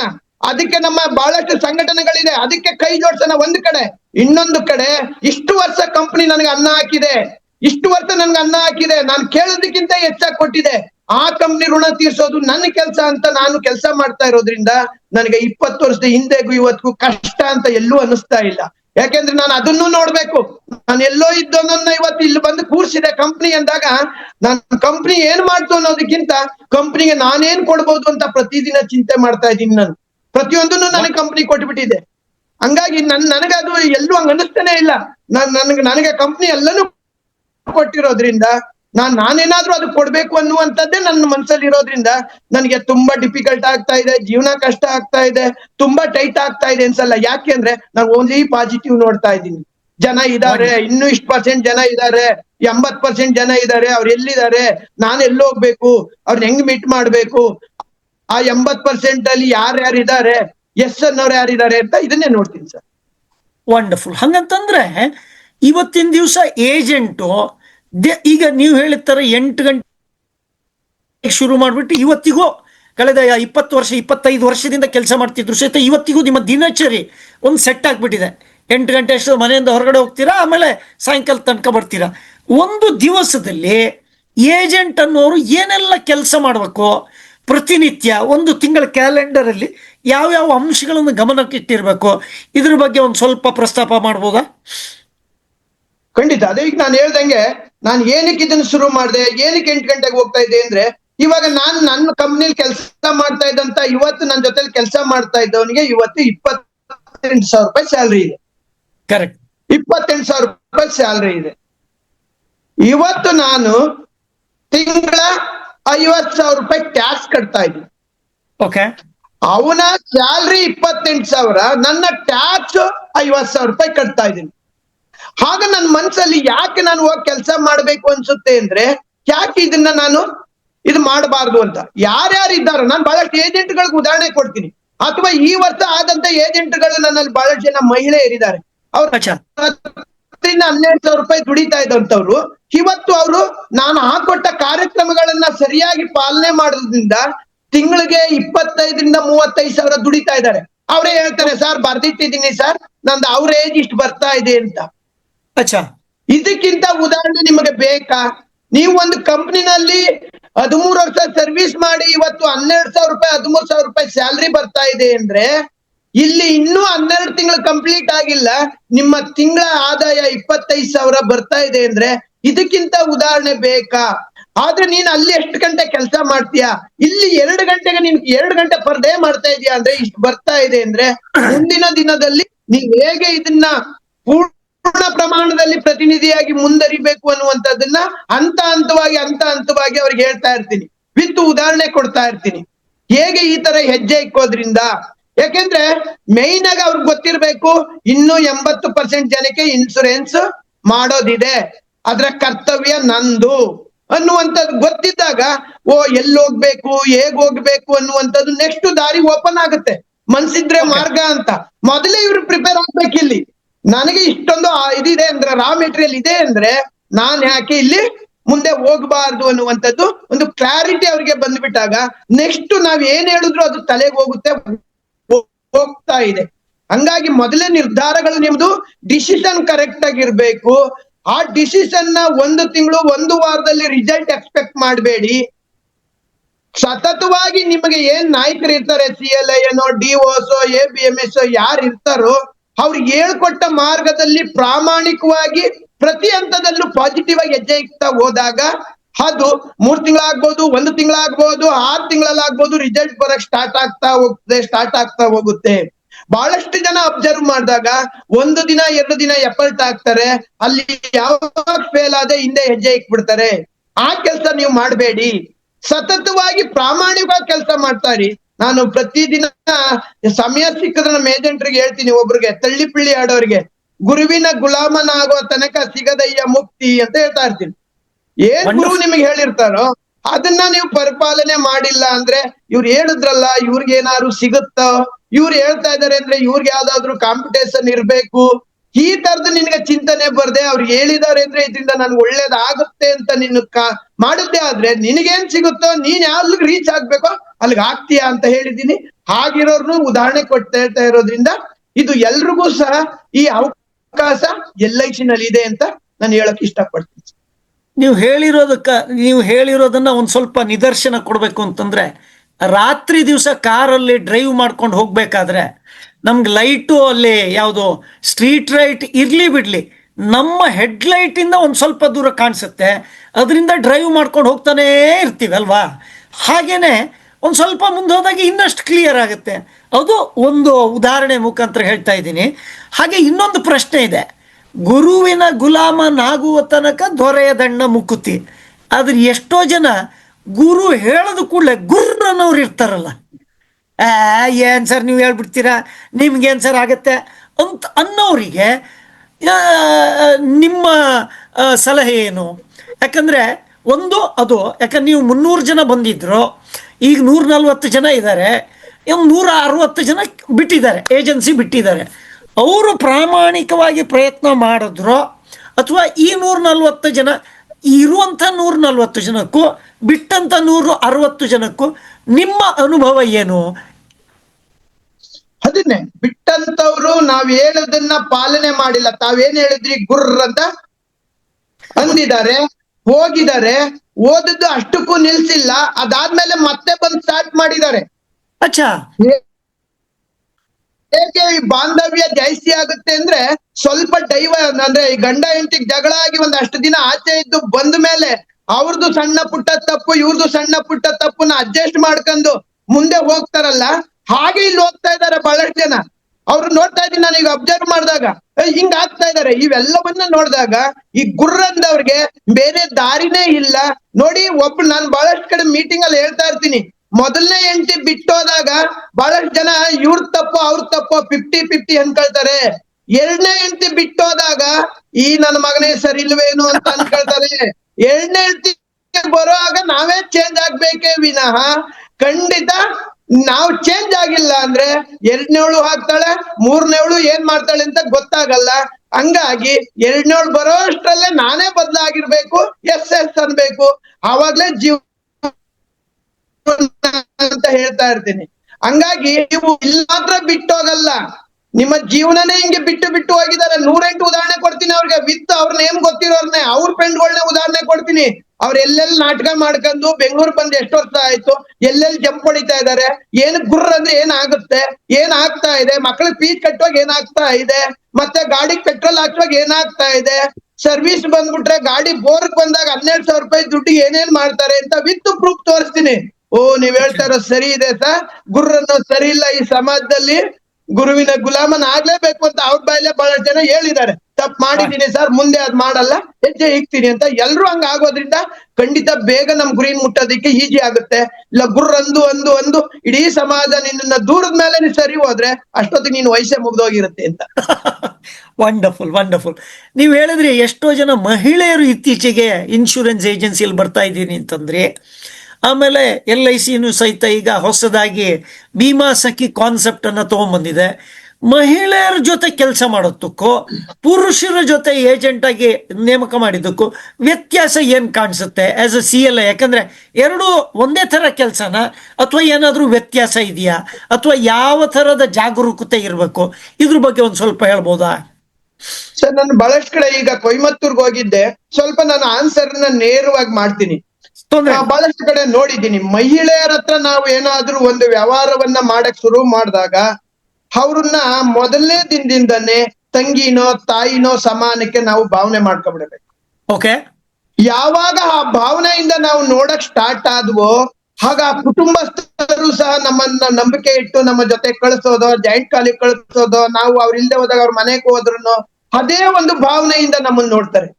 ನಾವು ಅವಕಾಶ ಸಿಕ್ಕಿದೆ ಅಂತೇಳಿ ನಮ್ಮ ಭಾವನೆಗಳು ಚೇಂಜ್ ಆದಾಗ ಅದೇ ಮಹಿಳೆಯರು ಬಹಳಷ್ಟು ಜನ ಮಹಿಳೆಯರನ್ನ ರೆಫರೆನ್ಸ್ ನಮಗ್ ಕೊಡ್ತಾ ಇದ್ದಾರೆ. ಆಗ ಇವೆಲ್ಲವನ್ನ ದೂರ ಮಾಡ್ಕೊಳ್ಳುವಂತದ್ದಾಗುತ್ತೆ. ಯಾವಾಗ ಆ ಮಹಿಳೆಯರಿಗೆ ಒಂದು ನಂಬಿಕೆ ಬಂದ್ಬಿಡ್ತ ನಮ್ಮಲ್ಲಿ, ನಮ್ಮ ಗುರುಗಳು ಹಿಂಗಿದಾರೆ ಅಂತ, ಸಂಪೂರ್ಣವಾಗಿ ಅವರ ಕುಟುಂಬದವ್ರ ಜೊತೆಲೆ ಕೆಲಸ ಮಾಡೋ ತರ ನಮ್ಮ ಜೊತೆಲಿ ಕೆಲಸ ಮಾಡ್ತಾರೆ, ನಗ್ನಗ್ತ ಮಾತಾಡ್ತಾರೆ, ಓಪನ್ ಆಗಿ ಮಾತಾಡ್ತಾರೆ. ಸರ್ ನೀವು ಹಿಂಗ್ ಹೇಳಿ ಸರ್, ಹಿಂಗ್ ಹೇಳಿ, ಅವರಲ್ಲಿರೋ ಐಡಿಯಾಸ್ ಹೇಳ್ತಾರೆ. ನನಗೆ ಈ ಭೀಮಾ ಸಖಿ ಬಂದ್ಮೇಲೆ ಒಂದು ಹೊಸ ಅನುಭವ ಆಗೋಗಿದೆ. ನನಗೆ ಅಕ್ಕ ತಂಗಿಯರು ಇಬ್ರು ಅಂತ ಅನ್ಕೊಂಡಿದ್ದೆ, ಇವತ್ತು 10 ಜನ ಅಕ್ಕ ತಂಗಿಯರು ನನ್ನ ಜೊತೆಲಿ. ನಾನ್ ಬಹಳಷ್ಟು ಮೀಟಿಂಗ್ ಅಲ್ಲಿ ಓಪನ್ ಆಗಿ ಹೇಳಿದೀನಿ, ನಮ್ಮ ಅಕ್ಕ ತಂಗಿಯರು ಬಂದ್ರ ಅಂತ ಹೇಳ್ತೀನಿ ಅಷ್ಟೇ. ಮತ್ತೆ ಚೆನ್ನಾಗಿದ್ದೀರಾ ಊರ್ ಕಡೆ ಏನು ನಾನು ಕ್ಲೋಸ್ ಆಗಿ ಮಾತಾಡಲ್ಲ ನನ್ನ ಫ್ಯಾಮಿಲಿ ಜೊತೆ, ನಮ್ಮ ಅಕ್ಕ ತಂಗಿಯರ ಅಣ್ಣ ತಮ್ಮದಿರ ಹತ್ರ. ಅದೇ ಈ ಭೀಮಾ ಸಖಿ ಅವ್ರ ಹತ್ರ ಒಂದ್ ತರ ಸೂಪರ್ ಆಗಿ ಮಾತಾಡ್ತೀನಿ. ಅವ್ರು ಸಹ ನನಗೆ ಇಷ್ಟೊಂದ್ ಜನ ನನಗೆ ಅಕ್ಕ ತಂಗಿಯರು ಇದ್ದಾರ, ಅಯ್ಯೋ ದೇವ್ರ ಇದೊಂದು ಭಾಗ್ಯನ ನಾನು ಇಷ್ಟೊಂದು ಹೆಣ್ಣು ಮಕ್ಕಳ ಜೊತೆ ಕೆಲಸ ಮಾಡೋದು ಅನ್ನುವಂಥದ್ದು ಫೀಲ್ ಆಗ್ತಾ ಇದೆ. ನಾನು ಇದನ್ನೇ ಕಂಟಿನ್ಯೂ ಮಾಡೋಣ ಅನ್ಸುತ್ತೆ. Wonderful wonderful. ಅಂದ್ರೆ ಇದು ಆಯ್ತು. ಈಗ ಕೆಲವರು ಸೀನಿಯರ್ ಏಜೆಂಟ್ ಇದ್ದಾರೆ, ಕೆಲವರು 10 ವರ್ಷ 15 ವರ್ಷ 20 ವರ್ಷದಿಂದ ಕೆಲಸ ಮಾಡೋ ಏಜೆಂಟ್ರು. ಅವರು ಇವತ್ತಿನ ದಿವಸದಲ್ಲಿ ಏನು ಹೇಳ್ತಾ ಇದ್ದಾರೆ, ಮಾರ್ಕೆಟಲ್ಲಿ ಹೋದ್ರೆ ಜನ ಕಂಪೇರ್ ಮಾಡ್ತಾರೆ, ರೇಟ್ ಆಫ್ ಇಂಟ್ರೆಸ್ಟ್ ಕಂಪೇರ್ ಮಾಡ್ತಾರೆ, ಅಥವಾ ಮ್ಯೂಚುವಲ್ ಫಂಡು ಅಥವಾ ಯುಲಿಪ್ಪಿಗೆ ಕಾಂಪಿಟೇಷನ್ ಇದೆ, ನಮ್ಗೆ ಈಗ ಬಿಸ್ನೆಸ್ ಬರ್ತಾ ಇಲ್ಲ ಅಂತ ಅನ್ನೋದು ಏನಾದರೂ ನಿಮ್ಮ ಗಮನಕ್ಕೆ ಬಂದಿದ್ಯಾ? ಹಂಗೆ ಏಜೆಂಟ್ರು ಹೇಳೋದು, ಆದ್ರೆ ಖಂಡಿತ ಹಂಗೆ ಇದೆ ಹೇಳಿದಾಗ ಸರ್. ನೀವು ಹೆಂಗೆ ಅದನ್ನ ಡೀಲ್ ಮಾಡ್ತೀರಾ ಅಂತ. ನಾನ್ ಏನ್ ಹೇಳ್ತೀನಿ ಅಂದ್ರೆ, ನಿಮಗೆ ಮ್ಯೂಚುವಲ್ ಫಂಡ್ ಮಾಡೋಕ್ಕೂ ಅವಕಾಶ ಇದೆ. ಮ್ಯೂಚುವಲ್ ಫಂಡ್ ಗೆ ಸರಿ ಸಮಾನವಾದ ಪಾಲಿಸಿಗಳನ್ನ ನಮ್ಮ LIC ನಲ್ಲೂ ಸಹ ತಂದಿಟ್ಟಿದ್ದಾರೆ. ಅದ್ರ ಬಗ್ಗೆನೂ ಸಹ ನಾಲೆಡ್ಜ್ ತಗೊಂಡು ಎರಡನ್ನೂ ಮಾರ್ಕೆಟ್ ಕೊಂಡೊಯ್ಯಿರಿ. ಬಹಳಷ್ಟು ಜನ ಚೀಟಿ ಹಾಕಿ ಚೀಟಿ ಒತ್ಕೊಂಡು ಹೋದ್ರು ಮತ್ತೆ ಚೀಟಿ ಹಾಕೋದನ್ನ ನಿಲ್ಸಿಲ್ಲ, ಅಚ್ಚಾ, ಮತ್ತೆ ಚೀಟಿ ಹಾಕ್ತಾರೆ. ಒತ್ಕೊ ಹೋಗಿದ್ದಾರೆ, ಬ್ಯಾಡ್ ಅನುಭವ ಆಗಿದೆ, ಹಾಕ್ತಾರೆ. ಅಂದ್ರೆ ಎಲ್ಲಾದ್ರೂ ಒಂದ್ ಕಡೆ ದುಡ್ಡು ಸೇವ್ ಮಾಡ್ಲೇಬೇಕು. ಕರೆಕ್ಟ್. ನನ್ನ ಅನುಭವದಲ್ಲಿ ನಮ್ಮ ಇಂಡಿಯಾದಲ್ಲಿ 20 ರಿಂದ 25% ಜನಕ್ಕೆ ಇನ್ನೂ ಇನ್ಸೂರೆನ್ಸ್ ಅಂದ್ರೆ ಏನು ಅಂತ ಗೊತ್ತಿಲ್ಲ. Correct, ಮ್ಯೂಚುವಲ್ ಫಂಡ್ ಎಲ್ಲಿಂದ ಗೊತ್ತಾಗುತ್ತೆ, ಕರೆಕ್ಟ್ ಕರೆಕ್ಟ್. ಇನ್ನೇನಿದೆ ಅಂತ ಗೊತ್ತ. ಅಲ್ಲಿ ಹೋದ್ರೆ ಹೆಂಗಣ್ಣ ಇದು, ಎಷ್ಟೆಷ್ಟು ಕಟ್ಬೇಕಣ್ಣ, ಅದ್ ಹೆಂಗ್ ಕಟ್ಬೇಕಣ್ಣ, ನಾವೇ ಕಟ್ಬೇಕಣ್ಣ, ಎಲ್ಲಿ ಕಟ್ಬೇಕಣ್ಣ, ಹೆಂಗ್ ಕಟ್ಬೇಕಣ್ಣ ಅನ್ನುವಂಥವ್ರೇ ಇದಾರೆ. ಮೊದಲೇ ನೀನು ಮಾರ್ಕೆಟ್ ಹೋಗು. ನಿನಗೆ ನಿನ್ ಮ್ಯೂಚುವಲ್ ಫಂಡ್ ಮಾಡಕ್ ಇಷ್ಟ ಇಲ್ವಾ, ನಿನ್ನ ಸ್ನೇಹಿತನು ಕೊಡು ಅದನ್ನ. ಅಲ್ಲಿ ಅವ್ನ್ ಮ್ಯೂಚುವಲ್ ಫಂಡ್ ಮಾಡಕ್ ಹೋದಾಗ ಅವನ್ ಪಾಲಿಸಿ ಬಂದ್ರೆ ಈ ತರದ್ದು ಓಪನ್ ಆಗಿ ಮಾಡು. ಎಲ್ಲೂ ನಾನೇ ಬದುಕ್ಬೇಕು ಅಂತ ಚಿಂತನೆ ಮಾಡ್ಬೇಡ. ನಾನ್ ಸೀನಿಯರ್ಗೆ ಹೇಳೋದು ಅದನ್ನೇ. ನಾನು ಸೀನಿಯರ್ ಆಗೋ ಇರೋದ್ರಿಂದ ನನ್ನಲ್ಲಿ ಆ ಭಾವನೆ ಇರೋದ್ರಿಂದನೇ ಬಹಳಷ್ಟು ಜನ ಸೀನಿಯರ್ ಎಲ್ಲಾ ಏಜೆಂಟ್ಗಳನ್ನ ನೀನೇ ಹಾಕೊಂಡು ಹೋಗ್ತಾ ಇದ್ರೆ ನಿನ್ನ ಬಿಸ್ನೆಸ್ ಅರ್ಥ ಬರಲ್ವಾ? ನಿನ್ ಫ್ರೆಂಡ್ ಕೊಟ್ಟೆ, ನಿಮ್ಮ ಅಕ್ಕನ ಮಗನ್ ಕೊಟ್ಟೆ, ತಂಗಿ ಮಗನ್ ಕೊಟ್ಟೆ, ಅಕ್ಕನ ಅಳಿನ ಕೊಟ್ಟೆ, ಪಕ್ಕದ ಮನೆಯವನ್ ಕೊಟ್ಟೆ, ಕ್ಲಾಸ್ಮೇಟ್ ಕೊಟ್ಟೆ, ಕಸ್ಟಮರ್ಗೆಲ್ಲ ಕೊಟ್ಟೆ, ನೀ ಎಲ್ಲೋಯ್ತಿ? 15 ವರ್ಷ ಹಾಗೆ ಹೋಯ್ತು. ಆದ್ರೆ ಅವ್ರ ಇನ್ಕಮ್ ಎಷ್ಟಿತ್ತು ಅಷ್ಟೇ ಐತೆ, 15 ವರ್ಷದಿಂದ ಎಷ್ಟಿತ್ತು ಅಷ್ಟೇ ಐತೆ. ನನ್ನ ಇನ್ಕಮ್ ನೀವ್ ಹೇಳ್ದಂಗೆ ಹೊರಟೋಗಿದೆ. ಈಗ ಹೇಳ್ತಾರೆ ಅದು ನಿಮ್ ಲಕ್ಕು ಅಂತಾರೆ. ನನಗ್ ಗೊತ್ತು ಅದು ಲಕ್ ಅಲ್ಲ, ಪ್ರಾಮಾಣಿಕವಾದ ಮಾಡಿದ ಕೆಲ್ಸ ಇದು. ಇವತ್ತು ನಾನು ಬರ್ಬೇಕಾದ್ರೆ ಲೇಟ್ ಆಯ್ತು. ನಮ್ ಟಾಪ್ ಏಜೆಂಟ್ ಇವತ್ತು ಗೃಹ ಪ್ರವೇಶ ಇತ್ತು ದೊಡ್ಡಾಲ್ಮರದಲ್ಲಿ. ನಾನು 3 ಗಂಟೆಯಿಂದ ಮೀಟಿಂಗ್ ಇದೆಯಪ್ಪ, ನಾನು ಹೋಗ್ಬೇಕು ಅಂತ ಹೇಳ್ತಾ ಇದ್ದೀನಿ. ಸಾರ್ ನೀವ್ ದಯಮಾಡಿ ನಾನು ನಿಮ್ ಹತ್ರ ಫೋಟೋ ತೆಗ್ಸಿಲ್ಲ ರೀ, ಎಲ್ಲರ ಹತ್ರ ಜೊತೆಲಿ ನಿಂತ ತೆಗ್ಸಿದ್ನಲ್ಲ. ಇಲ್ಲ ಇಲ್ಲ, ನಮ್ ಫ್ಯಾಮಿಲಿ ಗಂಡ ಹೆಂಡತಿ ಒಂದ್ಸಾರಿ ಮಧ್ಯಕ್ಕೆ ನಿಲ್ಸ್ಕೊಂಡ್ ತೆಗಿಬೇಕು, ಒಂದ್ಸಾರಿ ಸೈಡ್ ತಗೊಂಡ್ ನಿಲ್ಸ್ಕೊಂಡ್ ತೆಗಿಬೇಕು. ಮಕ್ಕಳು ಹೊಡ್ ಬರ್ತಾರೆ, ಅವ್ರ ಮಕ್ಕಳು, ಸಾರ್ ನನ್ ಜೊತೆಲಿ ಒಂದ್ ಫೋಟೋ ತೆಗೀರಿ ಸರ್. ಇನ್ನೊಬ್ಬ ಅವ್ರ ಮಗ ಇನ್ನೊಬ್ಬ ಬರ್ತಾರೆ, ಇಲ್ಲ ಸರ್ ನನ್ ಜೊತೆ ಒಂದು ತಗೊಂಡಿಲ್ಲ ಅಂತ. ತಿರ್ಗಾ ಇಬ್ರು ಮಕ್ಕಳು ಅಕ್ಕಪಕ್ಕ ಬರ್ತಾರೆ, ಸಾರ್ ನಮ್ ಇಬ್ರು ಸೇರ್ಸಿ ಒಂದ್ ಫೋಟೋ ತಗೋಬೇಕು. 5 ಗಂಟೆ 5:18 ಅಲ್ಲೇ ಮಾಡಿದ್ರು ದೊಡ್ಡಾಲ್ಮರದಲ್ಲಿ ಇವತ್ತು. ಅವ್ರ ಕುಟುಂಬದಲ್ಲಿ ಅವ್ರ ಏಜೆಂಟ್ರು, ಅವ್ರ ನಾದ್ನಿದಿರಿಬ್ರು ಏಜೆಂಟು, ಅವ್ರ ಅಕ್ಕನ ಮಗಳ ಏಜೆಂಟು, ಅವ್ರ ನಾದ್ನಿ ಮಗ ಏಜೆಂಟು, 7 ಜನ ಕೊಟ್ಟಿದ್ದಾರೆ. ಮತ್ತೆ ಇವತ್ತು ಗ್ರೂಪ್ ಪ್ರವೇಶಕ್ಕೆ ಹೋದ್ರೆ ಇನ್ನಿಬ್ರದ್ದು ಏಜೆಂಟ್ ಮಾಡ್ಬಿಡಿ ಸರ್ ಅಂದ್ಬಿಟ್ಟು ನಂಬರ್ ಕೊಟ್ರು. ಅಚ್ಚಾ, ಓಕೆ ಓಕೆ, ಇಂಟ್ರೆಸ್ಟಿಂಗ್. ಅಂದ್ರೆ ಅವ್ರು ಎಲ್ರು ಚೆನ್ನಾಗ್ ಮಾಡ್ತಾ ಇದಾರೆ 7 ಜನನು. ಅಂದ್ರೆ ನಾವೆಲ್ಲೋ ಈ ತರದ ಕಂಜೂಸ್ತನ ಮಾಡ್ಕೊಂಡು ಏಜೆನ್ಸಿನೂ ಕೊಡದೇನೆ, ಬೇರೆ ಏಜೆನ್ಸಿ ತಕೊಳ್ಳಿ ಅಂತ ರೆಫರ್ ಮಾಡ್ದೇನೆ, ಮಾರ್ಕೆಟ್ ಅಲ್ಲಿ ಮುಗ್ದೋಯ್ತು, ಬಿಸ್ನೆಸ್ ಬಿದ್ದೋಯ್ತು ಅಂತ ಹೇಳಿ ನೆಗೆಟಿವ್ ಮಾತಾಡಿ ಅನ್ನ ಹಾಕಿರೋ ಸಂಸ್ಥೆಗೆ ದ್ರೋಹ ಮಾಡ್ತಾ ಇದೀವಿ ನಾವು ಅಂತ ಅನಿಸ್ತಾ ಇದೆ ನನಗೆ. Wonderful wonderful. ಆದ್ರೆ ಈ ಅಂದಂಗೆ ಒಂದ್ ನಿಮಿಷ ಇರಿ, ಎಲ್ಲರೂ ಒಂದಿಷ್ಟು ಪಾರ್ಟಿಸಿಪೆಂಟ್ಸ್ ಮಾತಾಡೋಣ. ಇಷ್ಟು ಜನ ಬಂದಿದ್ದೀರಾ, 250ಕ್ಕಿಂತ ಜಾಸ್ತಿ ಜನ ಇವತ್ತಿನ ದಿವಸ ಕಾರ್ಯಕ್ರಮಕ್ಕೆ ಬಂದಿದ್ದೀರಾ. ಅಂದ್ರೆ ಇವತ್ತಿನ ಕಾರ್ಯಕ್ರಮದಲ್ಲಿ ನಮ್ಮ ನರಸಿಂಹಯ್ಯ ಸರ್ ಹೇಳ್ದಂಗೆ ಪ್ರತಿನಿತ್ಯ ಅಟ್ಲೀಸ್ಟ್ 2 ಗಂಟೆ ಕೆಲಸ ಮಾಡ್ತಾ ಇದ್ದೀನಿ. ಈ ತಿಂಗಳು 30ನೇ ತಾರೀಕು ಇವತ್ತು. ಈ 30 ದಿವಸದಲ್ಲಿ ನಾನು LIC ವರ್ಕಿಗೆ 25 ವರ್ಕಿಂಗ್ ಡೇ ಅಂತಲೇ ಇಟ್ಕೊಳ್ಳೋಣ, 25 ದಿವಸ 50 ಗಂಟೆ ಕೊಟ್ಟಿದ್ದೀನಿ ಅನ್ನೋರು ಚಾಟ್ ಬಾಕ್ಸಲ್ಲಿ ಹಾಕಿ ನೋಡೋಣ. ನಾನು ಅಥವಾ ಮೀ ಅಂತ ಚಾಟ್ ಬಾಕ್ಸಲ್ಲಿ ಹಾಕೊಂಡು ನೋಡೋಣ ಎಷ್ಟು ಜನ ಕೆಲಸ ಮಾಡಿದ್ದೀರಿ ನೋಡೋಣ. 50 ಗಂಟೆ ಅಂದಂಗೆ ರಿನ್ಯೂವಲ್ ಪ್ರೀಮಿಯಂ ಕಲೆಕ್ಟ್ ಮಾಡಿ ಆಫೀಸಲ್ಲಿ ಕಟ್ಟಿದ್ದಲ್ಲ, ಹೊಸ ಕಸ್ಟಮರ್ ಹುಡುಕಿ ಹೊಸ ಕಸ್ಟಮರ್ ಹತ್ರ ಮಾತಾಡಿದವ್ರಿಗೆ ಮಾತ್ರ ಹೇಳ್ತಾ ಇರೋದು ಅಲ್ವಾ ಸರ್? ರಿನ್ಯೂವಲ್ ರಿನ್ಯೂವಲ್ ಕೆಲಸ ಅದು ಹಳೆ ವರ್ಷದ ಕೆಲಸಕ್ಕೆ ರಿಟರ್ನ್ ಕೊಡೋದು. ಆದ್ರೆ ನೀವು ಪ್ರತಿ ತಿಂಗಳು ಒಂದು 50ರಿಂದ 100 ಗಂಟೆ ಕೆಲಸ ಮಾಡ್ತಾ ಇದ್ದೀವಿ ಅನ್ನೋರು, ಈಗ ನೋಡಿ 250 ಜನರಲ್ಲಿ ಎಷ್ಟು ಜನ ಬರೆಯೋಕ್ಕಾಯ್ತು? ಇದರಲ್ಲೇ ಗೊತ್ತಾಗುತ್ತೆ ನರಸಿಂಹಯ್ಯ ಸರ್ ಎಷ್ಟು ಪ್ರಾಕ್ಟಿಕಲ್ ಆಗಿ ಹೇಳ್ಕೊಟ್ಟಿದ್ದಾರೆ. ಇದು ಪ್ರತಿನಿತ್ಯ ಮಾಡುವಂಥದ್ದು ಒಂದು. ಎರಡನೇದು ಸರ್ ಏನು ಹೇಳಿದ್ರು, ನಾನು ಏನು ಕಲ್ತಿದ್ದು ಅದನ್ನು ನಾನು ಅಪ್ಲೈ ಮಾಡಬೇಕು. ನೀವು ಎಷ್ಟೋ ಜನ ಈಗ ನಮ್ಮ ಕಾರ್ಯಕ್ರಮಕ್ಕೆ ವಾರಕ್ಕೆ ಬರ್ತಾ ಇದ್ದೀರಾ, 3ಕ್ಕಿಂತ ಹೆಚ್ಚು ಸಲ ಬಂದವರು 1 ಅಥವಾ 2 ಅಂಶವನ್ನು ಇಂಪ್ಲಿಮೆಂಟ್ ಮಾಡಿದವರು, ನಾನು ಇಂಪ್ಲಿಮೆಂಟ್ ಮಾಡಿದ್ದೀನಿ, ನಾನು ಈ ಕಾರ್ಯಾಗಾರದಿಂದ ನಾನು ಕಲ್ತದ್ದನ್ನು ಉಪಯೋಗ ಮಾಡ್ಕೊಂಡಿದ್ದೀನಿ ಅನ್ನೋದನ್ನು ಯಾರಾದರೂ ಚಾಟ್ ಬಾಕ್ಸಲ್ಲಿ ಹಾಕ್ಬೋದು, ನಾನು ಮಾಡಿದ್ದೀನಿ ಅಂತ ಇಂಪ್ಲಿಮೆಂಟ್ ಮಾಡಿದ್ದು. ಯಾಕಂದರೆ ಎಲ್ಲಿ ತನಕ ನೀವು ಹೇಳಲ್ಲ ನಮ್ಗೆ ಗೊತ್ತಾಗಲ್ಲ. ನಾವು ಆನ್ಲೈನಲ್ಲಿ ಬರ್ತೀವಿ, ಆನ್ಲೈನಲ್ಲಿ 200-300 ಜನ ಬರ್ತಾರೆ, ಯಾರು ಬಂದಿದ್ದು ಯಾರು ಬಂದಿಲ್ಲ ನಮ್ಗೆ ಗೊತ್ತಿರಲ್ಲ. ನಾವು ನಮ್ಮ ಪಾಡಿ ಕೆಲಸ ಮಾಡ್ಕೊತ ಹೋಗೋಣ. ಹಾಗಾದರೆ yes, Basavarajappa D, thank you so much. Okay, Kavita madam, okay, ಯಾರು ಅಮನ್ ಭಂಡಾರಿ, ಓಕೆ, ನಂಜೇಗೌಡರು, ಓಕೆ, ಅಡಪ್ಪ, ಓಕೆ, ಫೈನ್. ಒಂದಿಷ್ಟು ಜನ ಇದು ಯಾಕೆ ಹೇಳ್ತಾ ಇದ್ದೀನಿ ಅಂತಂದರೆ, ನಾನು ಕಲ್ತಿದ್ದನ್ನು ನಾನು ಹೇಳಲಿಲ್ಲ ಅಂದರೆ ನೀವು ನಿಮ್ಮ ಡೆವಲಪ್ಮೆಂಟ್ ಆಫೀಸರ್ ಹತ್ರ ಅಥವಾ CLI ಹತ್ರ ಕಂಟಿನ್ಯೂಸ್ ಟಚ್ಚು, ನಾನು ಇದನ್ನು ಮಾಡ್ತಾ ಇದ್ದೀನಿ, ಇದರಿಂದ ಉಪಯೋಗ ಆಗ್ತಾ ಇದೆ, ಇದನ್ನು ತೊಂದರೆ ಆಗ್ತಾ ಇದೆ ಅಂತ ಹೇಳ್ದಿದ್ರೆ ಅವ್ರು ನಿಮ್ಮ ಜೊತೆ ಹೆಂಗೆ ಕೆಲಸ ಮಾಡಬೇಕು ಅಂತ ಅವ್ರಿಗೆ ಗೊತ್ತಾಗಲ್ಲ ಅಲ್ವಾ ನರಸಿಂಹಯ್ಯ ಸರ್? Yes sir. ಅದನ್ನೇ ಹೇಳ್ತೀನಿ, ನಾವೇನ್ ಅವ್ರಿಗೆ ಮತ್ತೆ ಆ ನೆಕ್ಸ್ಟ್ ಸ್ಟೆಪ್ ಏನ್ ಮಾಡ್ಬೇಕು ಅಂತ ಹೇಳಕ್ ಆಗಲ್ಲ ನಾವು. ಕರೆಕ್ಟ್, ನಮ್ಗೆ ಗೊತ್ತಿಲ್ಲ ಅವ್ರು ಇಂಪ್ಲಿಮೆಂಟ್ ಮಾಡಿದಾರ ಬಿಟ್ಟಿದಾರ ಗೊತ್ತಾಗಲ್ಲ. ಆದ್ರಿಂದ ಕಮ್ಯುನಿಕೇಶನ್, ಸಂವಹನ ಅನ್ನೋದು 2 ಕಡೆಯಿಂದ ಆಗ್ಬೇಕು. ನೀವು ಸಹಿತ ರೆಸ್ಪಾಂಡ್ ಮಾಡಬೇಕು, ನೀವು ರೆಸ್ಪಾಂಡ್ ಮಾಡಿದ್ದಕ್ಕೆ ಏನು ಕೆಲಸ ಮಾಡಿದ್ದೀರಿ, ಅದರಿಂದ ಏನು ಉಪಯೋಗ ಆಗಿದೆಯೋ ಉಪಯೋಗ ಆಗಿಲ್ವೋ ತಿಳಿಸಿದ್ರೆ ಸ್ಟ್ರಾಟಜಿಯನ್ನು ಬದಲು ಮಾಡ್ಕೊಳಕ್ಕಾಗತ್ತೆ. ಇದನ್ನು ಹೇಳ್ತಾ ಇದ್ದೀನಿ. ಇನ್ನೊಂದು ಕೊನೆಯದಾಗಿ ನರಸಿಂಹಯ್ಯ ಸರ್ ನಿಮ್ಮ ಹತ್ರ ಕೇಳಬೇಕು ಅಂತ, ಇವತ್ತಿನ ದಿವಸ ಈಗ ನೀವು ಇಷ್ಟು ವರ್ಷದ ಅನುಭವ ಇಲ್ಲ ಅಂತ ಇಟ್ಕೊಳ್ಳೋಣ, ಇಷ್ಟು ವರ್ಷ ಯಾವ ಕಂಪನಿಯಲ್ಲಿ ಕೆಲಸ ಮಾಡ್ತಿದ್ದಿದ್ದು ನೀವು ಆ ಬೊಮ್ಮಸಂದ್ರದಲ್ಲಿ? ಒಂದು ಭಾರತ್ ಸಿಲ್ಕ್ ಅಂತ ಹೇಳಿ sir, Bharat silk manufacture, Bharat silk. Okay, ಅಲ್ಲಿ ಕೆನರಾ ಬ್ಯಾಂಕಿಗೆ ಬರ್ತಾ ಇದ್ದೆ ನಾನು. ಅದೇ ಲೈನ್ ಅಲ್ಲಿ ಒಂದು ಕರ್ನಾಟಕ ಬ್ಯಾಂಕ್ ಇದೆ, ಅದ್ರ ಆಪೋಸಿಟ್ ಇತ್ತು ಸರ್. ಗೊತ್ತಾಯ್ತು. Okay, fair enough. ಸೊ ಈಗ ಹೇಳ್ತಾ ಇರೋ ವಂಡರ್ಫುಲ್ ಎಲ್ಲರೂ ಹೇಳ್ತಾ ಇದ್ದೀರಿ. ಈಗ ಏನಪ್ಪ ಅಂತಂದ್ರೆ, ಇಷ್ಟು ದಿವಸ ನೀವು ಪ್ರತಿ ಸಲ ಬರ್ತಾ ಇದ್ದೀರಾ, ಏನೋ ಕಲಿತಾ ಇದ್ದೀರಾ. ಈಗ ನೀವು ಏನು ಕಲ್ತಿದ್ದೀರಾ ಅಂತ ನಿಮ್ಮ ಗ್ರೂಪಲ್ಲಿ ಹೇಳಿದ್ರೆ ಬೇರೆಯವ್ರಿಗೆ ಅದರಿಂದನೂ ಅನುಕೂಲ ಆಗತ್ತಲ್ವಾ ನರಸಿಂಹಯ್ಯ ಸರ್? ಸರ್, ಅದಕ್ಕೋಸ್ಕರನೇ ಅದನ್ನೇ ಈಗ ನಮ್ಮ ಇಂಡಿಯನ್ಗೂ ಬೇರೆ ದೇಶಕ್ಕೂ ಕಂಪೇರ್ ಮಾಡಿದಾಗ, ಬೇರೆ ದೇಶದವರು ತಾವೇನ್ ಕಲ್ತಿದ್ದೀರಿ ಅಂತ ಬೇರೆಯವ್ರಿಗೆ ಹೇಳಿ ಅವ್ರ ಬಿಸ್ನೆಸ್ ಅವರು ಬದುಕಕ್ ದಾರಿ ಮಾಡ್ತಾ ಇದ್ದಾರೆ. ನಮ್ಮಲ್ಲಿ ನಾವು ಬೇರೆಯವ್ರಿಗೂ ಹೇಳಲ್ಲ, ನಾವು ಇಂಪ್ಲಿಮೆಂಟ್ ಮಾಡಲ್ಲ. ಹಿಂಗಾಗಿ ನಮ್ಮ ಇದು ನನಗೇನು ಹಂಗ ಅನ್ಸುತ್ತೆ, ಸುಮಾರು 10-12 ದೇಶಗಳಿಗೆ ಹೋಗಿ ನೋಡಿ ಬಂದಾಗ ಇದೆಲ್ಲೋ ಮಿಸ್ಟೇಕ್ ಇಲ್ಲೇ ಹೊಡಿತಾ ಐತೆ ಅಂತ ಅನ್ಸುತ್ತೆ ನಾನು ನೋಡಿದಾಗ ಬಹಳಷ್ಟು. ಸೊ ಯಾವ್ಯಾವ ದೇಶಕ್ಕೆಲ್ಲ ಹೋಗ್ಬಿಟ್ಟು ಬಂದ್ರಿ ಇಲ್ಲಿ ತನಕ? ಸರ್, ದುಬೈ ಹೋಗಿದ್ದೀನಿ, ಸಿಂಗಾಪುರ್ ಹೋಗಿದ್ದೀನಿ, ಶ್ರೀಲಂಕಾ ಹೋಗಿದ್ದೀನಿ, ಮಾರಿಷಸ್ ಹೋಗಿದ್ದೀನಿ, ಮಲೇಷಿಯಾ ಹೋಗಿದ್ದೀನಿ, ಯಾವ್ದು ಇಂಡೋನೇಷಿಯಾ ಹೋಗಿದ್ದೀನಿ. ಓಕೆ, ಇದೆಲ್ಲ ದೇಶಕ್ಕೆ ನೀವು ನಿಮ್ಮ ಸ್ವಂತ ದುಡ್ಡಲ್ಲಿ ಹೋಗಿದ್ದ ಅಥವಾ LIC ಏನಾದರೂ ಯಾವುದೋ ಪ್ರೋಗ್ರಾಮ್ ಕಳಿಸ್ತಾ ಅಥವಾ ಹೆಂಗಿದು? ಒಂದು ಸ್ವಲ್ಪ ಅದ್ರ ಬಗ್ಗೆ ಸ್ವಲ್ಪ ವಿವರ ಕೊಡ್ಬೋದಾ ಸರ್? ನಾನು ಮನೆ ಬಿಡೋದ್ರಿಂದ ಮನೆಗೆ ಬರೋವರೆಗೂ ಎಲ್ಲ LIC ದುಡ್ಡೇ ಸರ್, LICನೇ ಕಳ್ಸಿರೋದು ಎಲ್ಲಾ ದೇಶಗಳಿಗೂ. ಅಚ್ಚಾ, ರೀಸೆಂಟ್ಲಿ ಏನಾದ್ರು ಮಲೇಷ್ಯಾಗೆ ಏನೋ ಹೋಗಿ ಬಂದ್ರಾ?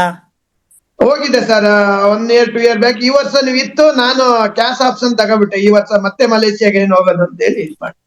ಯಾಕಂದ್ರೆ ಈ ಚಿತ್ರದುರ್ಗದವರು ನಮ್ಮ ದಾವಣಗೆರೆಯಲ್ಲಿ ಇದ್ದಾರೆ ರೆಡ್ಡಿ ಅವರು, ಅವ್ರು ಹೇಳ್ತಾ ಇದ್ರು 16-17ನೇ ತಾರೀಕು ನಂಗೆಲ್ಲ ಓದಿದೆ ಅಂತ. ಅದಕ್ಕೆ ಕೇಳಿದೆ. ಅಂದ್ರೆ LIC ಬೇರೆ ದೇಶಕ್ಕೆ ಹೋಗುವಂತ ಅಂತ ಅವಕಾಶನೂ ಕೊಡುತ್ತೆ. ಹಂಗೆ ಬೇರೆ ಬೇರೆ ಏನು ಅವಕಾಶ ಇದೆ ಏಜೆಂಟ್ಸ್ ಚೆನ್ನಾಗಿ ಪರ್ಫಾರ್ಮ್ ಮಾಡಿದ್ರೆ ಅದ್ರ ಬಗ್ಗೆ ಒಂದು ಸ್ವಲ್ಪ ಹೇಳ್ಬೋದಾ? ಏನೇನು ಅವಕಾಶಗಳು ಕೊಡ್ತಾರೆ LIC ಆಸ್ ಎ ಏಜೆಂಟ್ ನನ್ನ ಪರ್ಫಾರ್ಮೆನ್ಸ್ ಚೆನ್ನಾಗಿ ಮಾಡಿದ್ರೆ? ನಾನು ಬಹಳಷ್ಟು ಕಡೆ ಹೇಳ್ತೀನಿ, ಮಾತಾಡ್ತಾ ಇರ್ಬೇಕಾದ್ರೆ, ಈ ಜೀವನದಲ್ಲಿ ಒಬ್ಬ IAS ಆಫೀಸರ್ಗೆ ಏನ್ ಇಡೀ ಒಂದು ಡಿಸ್ಟಿಕ್ ನ ಕಂಟ್ರೋಲ್ ಮಾಡೋ ಶಕ್ತಿ ಇರುವಂತ IAS ಆಫೀಸರ್ಗೆ ಏನ್ ಸರ್ಕಾರದ ಸವಲತ್ತು ಇದೆಯೋ, ಗ್ರಾಜ್ಯುಟಿ ಇಂದ ಹಿಡಿದು, ಫೆಸ್ಟಿವಲ್ ಅಡ್ವಾನ್ಸ್ ಇಂದ ಹಿಡಿದು, ಮೆಡಿಕ್ಲೈಮ್ ಇಂದ ಹಿಡಿದು, ಈ ತರ ಟೂರ್ ಅಲವೆನ್ಸ್ ಗಳಿಂದ ಹಿಡಿದು ಪ್ರತಿಯೊಂದನ್ನು LIC ಪ್ರೊವೈಡ್ ಮಾಡುತ್ತೆ.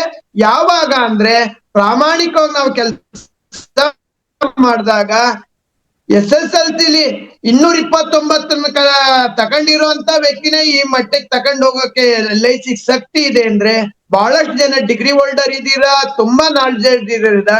ಒಬ್ಬ ಮನುಷ್ಯನಿಗೆ ಅವನ ಜೀವನದಲ್ಲಿ ನಾನು ಏನ್ ಆಗ್ಬೇಕು ಅಂತ ಅನ್ಕೊಳ್ತಾನೋ ಅದೆಲ್ಲವನ್ನೂ ಸಹ LIC ಪ್ರತಿನಿಧಿಯಾಗಿ ಆಗ್ಬಹುದು.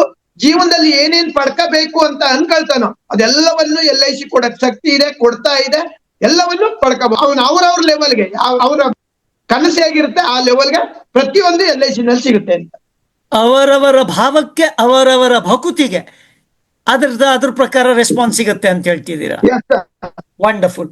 ಇನ್ನೊಂದು ವಿಷಯ ಏನು ಅಂತಂದ್ರೆ, ಈಗ ನೀವು ಇಷ್ಟು ವರ್ಷ ಕೆಲಸ ಮಾಡಿದೆ, ಇದೆಲ್ಲ ಬಿಟ್ಟು ಇವತ್ತು ನೀವು ಫಸ್ಟ್ ಟೈಮ್ ಏಜೆಂಟ್ ಆಗಿ ಶುರು ಮಾಡ್ತಾ ಇದ್ದೀರಾ ಅಂತ ಇಟ್ಕೊಳ್ಳಿ. 2025 ನವೆಂಬರ್ 30ನೇ ತಾರೀಕು ಇವತ್ತು ನೀವು ಏಜೆನ್ಸಿ ತಗೋತೀರಾ.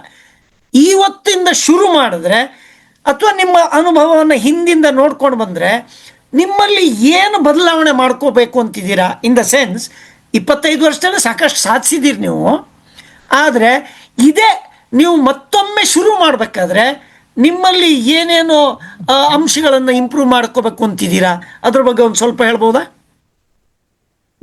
ನಾನು ಏಜೆನ್ಸಿ ತಗೋಬೇಕು ಅಂತ ನನ್ನ ರೂಮ್ಮೇಟ್ ಹತ್ರ ಹೇಳಿದಾಗ ಅವ್ರು ಒಂದೇ ಮಾತು ಹೇಳಿದ್ದು, ಬಿಲ್ ಫೋರ್ಸ್ ಅಂತ ಒಂದು ಕಂಪ್ನಿ ಇದೆ, ಅಲ್ಲಿ ಕೆಲಸ ಮಾಡ್ತಾರೆ. ಅಯ್ಯೋ, ನಾವು ಈಗ 3 ತಿಂಗಳಲ್ಲಿ ನಮ್ಮ ಕಂಪ್ನಿಗೆ ಏಜೆಂಟ್ ಬಂದಿದ್ರು, ಅವ್ರ ಹತ್ರ ನಾನು ಪಾಲಿಸಿ ಮಾಡಿಸ್ದೆ, ನನ್ನ ಫ್ರೆಂಡ್ಸ್ ಎಲ್ಲ ಮಾಡಿಸಿದ್ರು. ನೀನ್ 3 ತಿಂಗಳ ಹಿಂದೆ ನೀನ್ ಏಜೆಂಟ್ ತಗೊಂಡಿದ್ರೆ ಇವೆಲ್ಲ ಪಾಲಿಸಿ ನಿನಗೆ ಸಿಗ್ತಾ ಇದ್ದೋ, ನೀನ್ ಈಗ ಹೋಗಿ ಏಜೆನ್ಸಿ ತಗೊಳ್ತೀಯಲ್ಲ, ಇದು ಭಾರಿ ಕಷ್ಟ. ಈಗ ನರಸಿಂಹ ಬಹಳಷ್ಟು ಜನ ಏಜೆಂಟ್ ಇದೆ ಅಂತ ಅವತ್ತು ಹೇಳಿದ್ರು 2001ನೇ ಇಸ್ವಿನಲ್ಲಿ. ಇವತ್ತು ಸಹ ನಾನು ಪ್ರತಿನಿಧಿಗಳನ್ನ ಮೀಟ್ ಮಾಡಿದಾಗ ಇವತ್ತು ಸೇಮ್ ಸ್ಟೋರಿ ಹೇಳ್ತಾರೆ. ಬಹಳಷ್ಟು ಜನ ಏಜೆಂಟ್ ಇದ್ದಾರೆ, ಎಲ್ಲಿ ಬಿಸ್ನೆಸ್ ಮಾಡ್ತೀರಾ ಏನು ಅಂತ. ಆದ್ರೆ ನಾನ್ ಪ್ರತಿನಿಧಿ ಆಗಿದ್ರೆ ನನ್ಗೆ ಈ ಅನುಭವ ಆಗ್ತಾ ಇರ್ಲಿಲ್ವೇನೋ. ಆದ್ರೆ ನಾನು ಪ್ರತಿನಿಧಿಗಳನ್ನ ರಿಕ್ರೂಟ್ಮೆಂಟ್ ಮಾಡ್ತಾ ಇರೋದ್ರಿಂದ ಈ ಹೊಸದಾಗಿ ಬಂದ ಏಜೆಂಟ್ಗಳು ಚೆನ್ನಾಗಿ ಮಾಡ್ತಾ ಇದ್ದಾರೆ. ಅಂದ್ರೆ ಅವ್ರಿಗೆ ಅನುಭವ ಇಲ್ಲ, ಅನುಭವದ ಕೊರತೆ ಇದೆ, ಆದ್ರೂ ಸಹ ಬಿಸ್ನೆಸ್ ತರ್ತಾ ಇದ್ದಾರೆ ಹಳಬರಿಗಿಂತ ಹೆಚ್ಚಾಗಿ. ನಾನ್ ಲಾಸ್ಟ್ ಮಂತ್ ನಮ್ಮ ಏಜೆಂಟ್ಗಳನ್ನ ಮೀಟಿಂಗ್ ಕರೆದಾಗ ಹೇಳಿದ್ದೆ, ನನಗೆ ಆಶ್ಚರ್ಯ ಆಗ್ತಾ ಇರೋದು 15 ವರ್ಷ ಅನುಭವ ಇರ್ತಕ್ಕಂತ ಫುಲ್ ಟೈಮ್ ಏಜೆಂಟ್ಗಳು ಇವತ್ತು ಬಿಸ್ನೆಸ್ ಅಲ್ಲಿ ಮೈನಸ್ ಇದ್ದೀರಾ. ಆದ್ರೆ ಈಗ ಹೊಸ ಬಂದ ಪ್ರತಿನಿಧಿಗಳು ಅನುಭವ ಇಲ್ದೇನೆ ಪ್ಲಸ್ ಅಲ್ಲಿ ಇದಾರೆ, ಬಿಸ್ನೆಸ್ ನಿಮಗಿಂತ ರ್ಯಾಂಕಿಂಗ್ ಜಾಸ್ತಿ ಇದ್ದಾರೆ. ಇದಕ್ಕೆ ಅರ್ಥ ಏನ್ ತೋರಿಸ್ತಾ ಇದೆ ಅಂದ್ರೆ, ನೀವು ಇಲ್ಲಿರುವಂತದ್ದು ನೆಗೆಟಿವ್ ಅನ್ನ ನೋಡ್ತಾ ಇದ್ದೀರಾ. ಈ ಹೊಸಬ್ರಿಗೆ ಏನು ಗೊತ್ತಿಲ್ಲ, ಇಲ್ಲಿ ಏನ್ ನಡೆದಿದೆ ನಿನ್ನೆ ಏನು ಗೊತ್ತಿಲ್ಲ. ಹಾಗಾಗಿ ಅವರು ನಾವ್ ಹೇಳುದೆಲ್ಲ ಪಂಚಾಮೃತ ಅಂತ ಮಾರ್ಕೆಟ್ ಅಲ್ಲಿ ಅಪ್ಲೈ ಮಾಡ್ತಾ ಇದ್ದಾರೆ. ಹಂಗಾಗಿ ನಾನು ಹೊಸ ಏಜೆಂಟ್ ಅಂದ್ರೆ ನನ್ಗೆ ಹಳೆ ಬ್ಯಾಡ್ ಥಿಂಗ್ಸ್ ಅಥವಾ ಕಹಿ ಘಟನೆಗಳು ಏನು ಗೊತ್ತಿರಲ್ಲ. ಕಮಿಷನ್ ಕಡಿಮೆ ಆಗಿರೋದು, GST ಹೋಗಿರೋದು ಬಂದಿರೋದು ಏನು ಗೊತ್ತಿಲ್ಲ. ಹೊಸದಾಗಿ ಹೋಗ್ತೀನಿ, ಗುರುಗಳು ಹೇಳಿರೋದನ್ನ ಅಪ್ಲೈ ಮಾಡ್ಕೊಳ್ತೀನಿ. ಅಪ್ಲೈ ಮಾಡಿದಾಗ ಇವಾಗ್ಲೂ ಸಹ ಬಿಸ್ನೆಸ್ ಉತ್ತಮವಾಗಿದೆ, ಒಳ್ಳೊಳ್ಳೆ ಪ್ರೀಮಿಯಂ ಬರುತ್ತೆ. Wonderful wonderful. ಅಂತಂದ್ರೆ ಕೆಲವರಿಗೆ ಅವರ ಅನುಭವನೇ ಅವರಿಗೆ ಅಡ್ಡಗೋಡೆ ಇಡ್ತಾ ಇದೆ. ಕೆಲವರು ಏನು ಯೋಚನೆ ಮಾಡಲಾರ್ದೆ ತಮ್ಮ ಮನಸ್ಸಿನಲ್ಲಿ ಯಾವುದೇ ಒಂದು ತೊಂದರೆಗಳನ್ನ ಇಟ್ಕೊಳ್ಳಾರ್ದೆ ಸುಮ್ಮನೆ ಮುಕ್ತ ಮನಸ್ಸಿಂದ ಕೆಲಸ ಮಾಡಿದವರಿಗೆ ರಿಸಲ್ಟ್ ಬರುತ್ತೆ ಅಂತ ಹೇಳ್ತಾ ಇದ್ದೀರಾ. ಎಸ್ ಸರ್, ಹೇಳ್ಬೇಕು. ಈಗ ಕೊನೆಯದಾಗಿ 2 ಅಥವಾ 3 ನಿಮಿಷ ಇದೆ ಅಂತ ಇಟ್ಕೊಳ್ಳಿ. ಈ 3 ನಿಮಿಷದಲ್ಲಿ ಯಾರಾದರೂ 1 ಅಂಶ, 2 ಅಂಶ, 3 ಅಂಶ ನಾನು ಜೀವನದಲ್ಲಿ ಅಳವಡಿಸ್ಕೊಳ್ಬೇಕು, ಏಜೆಂಟ್ ಆಗಿ ಸಕ್ಸಸ್ಫುಲ್ ಆಗಿ ಆಗ್ಬೇಕು ಅಂತಂದ್ರೆ ಯಾವ 2-3 ಅಂಶದ ಮೇಲೆ ಫೋಕಸ್ ಮಾಡ್ಬೇಕು ಅನ್ನೋದನ್ನ ಹೇಳ್ಬೋದಾ? ಒಂದು ಅಂಶ ಸರ್, ಇವತ್ತು ಇಲ್ಲಿರೋರೆಲ್ಲ LIC ಪ್ರತಿನಿಧಿಗಳು ಅಂತ ತಿಳ್ಕೊಂಡಿದ್ದೀನಿ. ಹೌದು. ಸಂಸ್ಥೆ 70 ವರ್ಷ ಒಂದು ಬ್ರಾಂಡ್ ಅನ್ನ ಕ್ರಿಯೇಟ್ ಮಾಡ್ಕ ಬಂದಿದೆ. ಆ ಬ್ರಾಂಡ್ ಹೆಸರು ಉಳಿಸ್ಕ ಬಂದಿದೆ. ನನ್ನ ಅನುಭವದಲ್ಲಿ ನಾನು ಕಂಪೇರ್ ಮಾಡ್ದಂಗೆ ಒಂದು ಟರ್ಮಿನಲ್ಸ್ ಒಂದನ್ನ ಬಿಟ್ಟು ಇನ್ನು ಉಳಿದ ಎಲ್ಲಾ ಪ್ಲಾನ್ ಗಳಲ್ಲೂ ಬೋನಸ್ ಆಗಿರ್ಬೋದು, ಪ್ರೀಮಿಯಂ ಆಗಿರ್ಬೋದು, ಹೈಯೆಸ್ಟ್ ಬೋನಸ್ ರಿಟರ್ನ್ ಕೊಡ್ತಾ ಇದೆ, ಲೆಸ್ ಪ್ರೀಮಿಯಂ ಅನ್ನ ಕಟ್ಸ್ಕೊಳ್ತಾ ಇದೆ. ರೈಟ್ ಟೈಮ್ ಅಲ್ಲಿ ಅವ್ರಿಗೆ ಡೆತ್ ಕ್ಲೈಮ್ ಅನ್ನ ಕೊಡ್ತಾ ಇದೆ. ಇದನ್ನೇ ಒಂದು ಮಾನದಂಡವಾಗಿ ಉಪಯೋಗಿಸ್ಕೊಂಡು ಫೀಲ್ಡ್ ಗೆ ನಾವು ಹೆಜ್ಜೆ ಇಕ್ಕುದೇ ಆದ್ರೆ ಖಂಡಿತ ಫೀಲ್ಡ್ ಅಲ್ಲಿ ಬಿಸ್ನೆಸ್ ನಾವು ಹೋಗದೆ ಇರೋದ್ರಿಂದ ನಮ್ಮ ಅಕ್ಕಪಕ್ಕದವ್ರು ನಮ್ಮ ಹತ್ರ 5,000 ರೂಪಾಯಿ ಪ್ರೀಮಿಯಂ ವಸ್ತು ಕಟ್ತಾ ಇದ್ದವರು ಬ್ಯಾಂಕ್ ಅಲ್ಲಿ ಹೋಗಿ 50,000 ಪ್ರೀಮಿಯಂ ಕಟ್ಟಿ ಪಾಲಿಸಿ ತಗೊಳ್ತಾ ಇದ್ದಾರೆ. ಕಾರಣ ಹಾ. ಏನು ಅಂದ್ರೆ ನಾವು ಸರಿಯಾಗಿ ಮಾಹಿತಿ ಕೊಡದೇ ಇರೋದ್ರಿಂದ. ನಮ್ಮಲ್ಲೂ Okay. ಈ ತರದ ಪ್ರಾಡಕ್ಟ್ ಗಳಿದೆ, ಇದಕ್ಕಿಂತ ರಿಟರ್ನ್ ಜಾಸ್ತಿ ಬರ್ತಾ ಇದೆ ಅನ್ನುವಂತ ಮಾಹಿತಿ ಕೊಡೋದ್ರಲ್ಲಿ ನಾವು ಹೆಡಕ್ತಾ ಇದೀವಿ. ಅದರಿಂದ ಈ ಬಿಸ್ನೆಸ್ ಬೇರೆ ಕಡೆ ಹೋಗ್ತಾ ಇದೆ. ನಾವು ಇದನ್ನ ಸರಿಯಾಗಿ ಮಾಹಿತಿ ಕೊಟ್ಟು ನಮ್ಮ ಏರಿಯಾಗಳಲ್ಲಿ ನಾವು ಮಾರ್ಕೆಟ್ ಅನ್ನ ಕವರ್ ಮಾಡಿದ್ದೆ ಆದ್ರೆ ಖಂಡಿತ 14 ಲಕ್ಷ ಎಲ್ಲ 28 ಲಕ್ಷ ಪ್ರತಿನಿಧಿಗಳು ನಾಳೆಯಿಂದನೇ ಕೆಲಸ ಮಾಡಿದ್ರು ನನ್ನ ಪ್ರಕಾರ ಇನ್ನೂ 10 ವರ್ಷ ಬಿಸ್ನೆಸ್ 28 ಲಕ್ಷ ಪ್ರತಿನಿಧಿಗಳಿಗೂ ಸಹ LIC ಪ್ರತಿನಿಧಿಗಳು, ನಾನು ಪ್ರೈವೇಟ್ ಪ್ರತಿನಿಧಿಗಳೇನಲ್ಲ, ಡಬಲ್ ಇಂದನು ಪ್ರತಿಯೊಬ್ಬರಿಗೂ ತಮ್ಮ ಕುಟುಂಬನ ತಮ್ಮ ಇಚ್ಛೆಗೆ ಎಂಜಾಯ್ ಮಾಡುವಷ್ಟ ಇನ್ಕಮ್ ಪ್ರತಿಯೊಬ್ಬ ಪ್ರತಿನಿಧಿಗಳಿಗೂ ಸಿಗುತ್ತೆ ಅಂತ ಹೇಳಕ್ ಇಷ್ಟಪಡ್ತೀನಿ. Wonderful sir, wonderful. ಸೊ ಇವತ್ತಿನ ಕಾರ್ಯಕ್ರಮಕ್ಕೆ ನೀವು ಒಳ್ಳೆ ಚೆನ್ನಾಗಿ ನಡೆಸ್ಕೊಟ್ರಿ. ಜನ ಬಂದವರಿಗೆ ಅವರು ಎಕ್ಸ್ಪೆಕ್ಟ್ ಮಾಡಿದ್ದಕ್ಕಿಂತ ಹೆಚ್ಚಿನ ವಿವರವನ್ನ ಭಾವನಾಪೂರ್ವಕವಾಗಿ ಹೇಳ್ಕೊಟ್ಟಿದ್ದೀರಾ. ನನಗನ್ಸಿದ ಮಟ್ಟಿಗೆ ಎಷ್ಟೋ ಜನಕ್ಕೆ ಇವತ್ತಿನ ದಿವಸ ತಮ್ಮ ವಿಚಾರದಲ್ಲಿ ಬದಲಾವಣೆ ಬಂದಿದೆ ಅಂತ ಅನ್ಸುತ್ತೆ. ಹಾಗೇನೇ ಅವ್ರ ಬಿಸ್ನೆಸ್ ಇಂಪ್ರೂವ್ ಮಾಡಲಿಕ್ಕೆ ನೀವು ಡೈರೆಕ್ಟಾಗಿ ಇಂಡೈರೆಕ್ಟ್ ಕಾರಣರಾಗಿದ್ದೀರಿ ಅಂತ ಹೇಳ್ತಾ, ಇವತ್ತಿನ ಕಾರ್ಯಕ್ರಮಕ್ಕೆ ಬಂದಂಥ ಎಲ್ಲ ಪ್ರತಿನಿಧಿಗಳಿರ್ಬೋದು, ಡೆವಲಪ್ಮೆಂಟ್ ಆಫೀಸರ್ಸ್ ಇರ್ಬೋದು, ನಿಮ್ಮ ಒಟ್ಟಾರೆ ಅನುಭವ ಇವತ್ತಿನ ಕಾರ್ಯಕ್ರಮದಲ್ಲಿ ಏನು ಕಲ್ತ್ರಿ, ಹಾಗೇನೇ ಈ ಕಲ್ತಿದ್ದನ್ನು ಇಲ್ಲಿ ತನಕ ಕಲ್ತಿದ್ರನ್ನ ಏನು ಇಂಪ್ಲಿಮೆಂಟ್ ಮಾಡಿದ್ರಿ, ಇದನ್ನು ನೀವು ದಯವಿಟ್ಟು ಆ ಪುಟ್ಟ ಹೆಜ್ಜೆ ದಿಟ್ಟ ನಡಿಗೆ ಕಾರ್ಯಕ್ರಮದ ವಾಟ್ಸಪ್ ಗ್ರೂಪ್ ಏನಿದೆ ಅಲ್ಲಿ ದಯವಿಟ್ಟು ಹಂಚ್ಕೊಳ್ಳಿ. ನೀವು ವರ್ಡಲ್ಲಿ ಹಂಚ್ಕೋಬೋದು, ಆಡಿಯೋ ಹಂಚ್ಕೋಬೋದು ಅಥವಾ ವಿಡಿಯೋ ಹಂಚ್ಕೋಬೋದು. ಯಾಕಂದ್ರೆ ನೀವು ಅದನ್ನು ಹಂಚ್ಕೊಂಡಾಗ ಇನ್ನೊಂದಿಷ್ಟು ಜನಕ್ಕೆ ಇದಕ್ಕೆ ಬರಲಿಕ್ಕೆ ಉಪಯೋಗ ಆಗುತ್ತೆ. ಹಾಗೆಯೇ ನಾವೆಲ್ಲರೂ ಒಂದು ಒಟ್ಟಾರೆ ಚೆನ್ನಾಗಿ ಬೆಳಿಬೋದು ಅಂತ ಹೇಳ್ತಾ, ಕೊನೆಗೆ ಪಾರ್ಟಿಂಗ್ ಅಂತ ಹೇಳೋದಕ್ಕೆ ಏನಾದರೂ ಕೊನೆಯ ಮಾತುಗಳು ಇವತ್ತಿನ ಕಾರ್ಯಕ್ರಮಕ್ಕೆ ಬಂದಂಥವ್ರಿಗೆ ಏನಾದ್ರು ಹೇಳೋದಿತ್ತಂದ್ರೆ ನರಸಿಂಹ ಹೇಳ್ಬೋದಾ? ಸರ್, ಮೊದಲಿಗೆ ತಮಗೂ ಸಹ ಒಂದು ದೊಡ್ಡ ಕಾರ್ಯಕ್ರಮ ಮಾತಾಡೋದಕ್ಕೆ ಅವಕಾಶ ಮಾಡಿಕೊಟ್ಟಿದ್ದಕ್ಕೆ ನಾನು ಧನ್ಯವಾದಗಳನ್ನ ಹೇಳ್ತೀನಿ ಸರ್. ಹಾಗೆ ಇಷ್ಟೊಂದು ಸ್ನೇಹಿತರುಗಳು, ಸುಮಾರು ನೀವು ಹೇಳ್ದಂಗೆ 250ಕ್ಕೂ ಹೆಚ್ಚು ಜನ ಭಾಗವಹಿಸಿದ್ದಾರೆ. ಅವ್ರಿಗೊಂದು ಮಾತನ್ನ ಹೇಳ್ತೀನಿ. ನಾನು ತುಮಕೂರಲ್ಲಿ ಒಬ್ರು ಯಡಿಯೂರಪ್ಪ ಅಂತ ಅವ್ರ ಮೀಟಿಂಗ್ ಯೂನಿಟ್ ಮೀಟಿಂಗ್ ನಡೀತಾ ಇತ್ತು.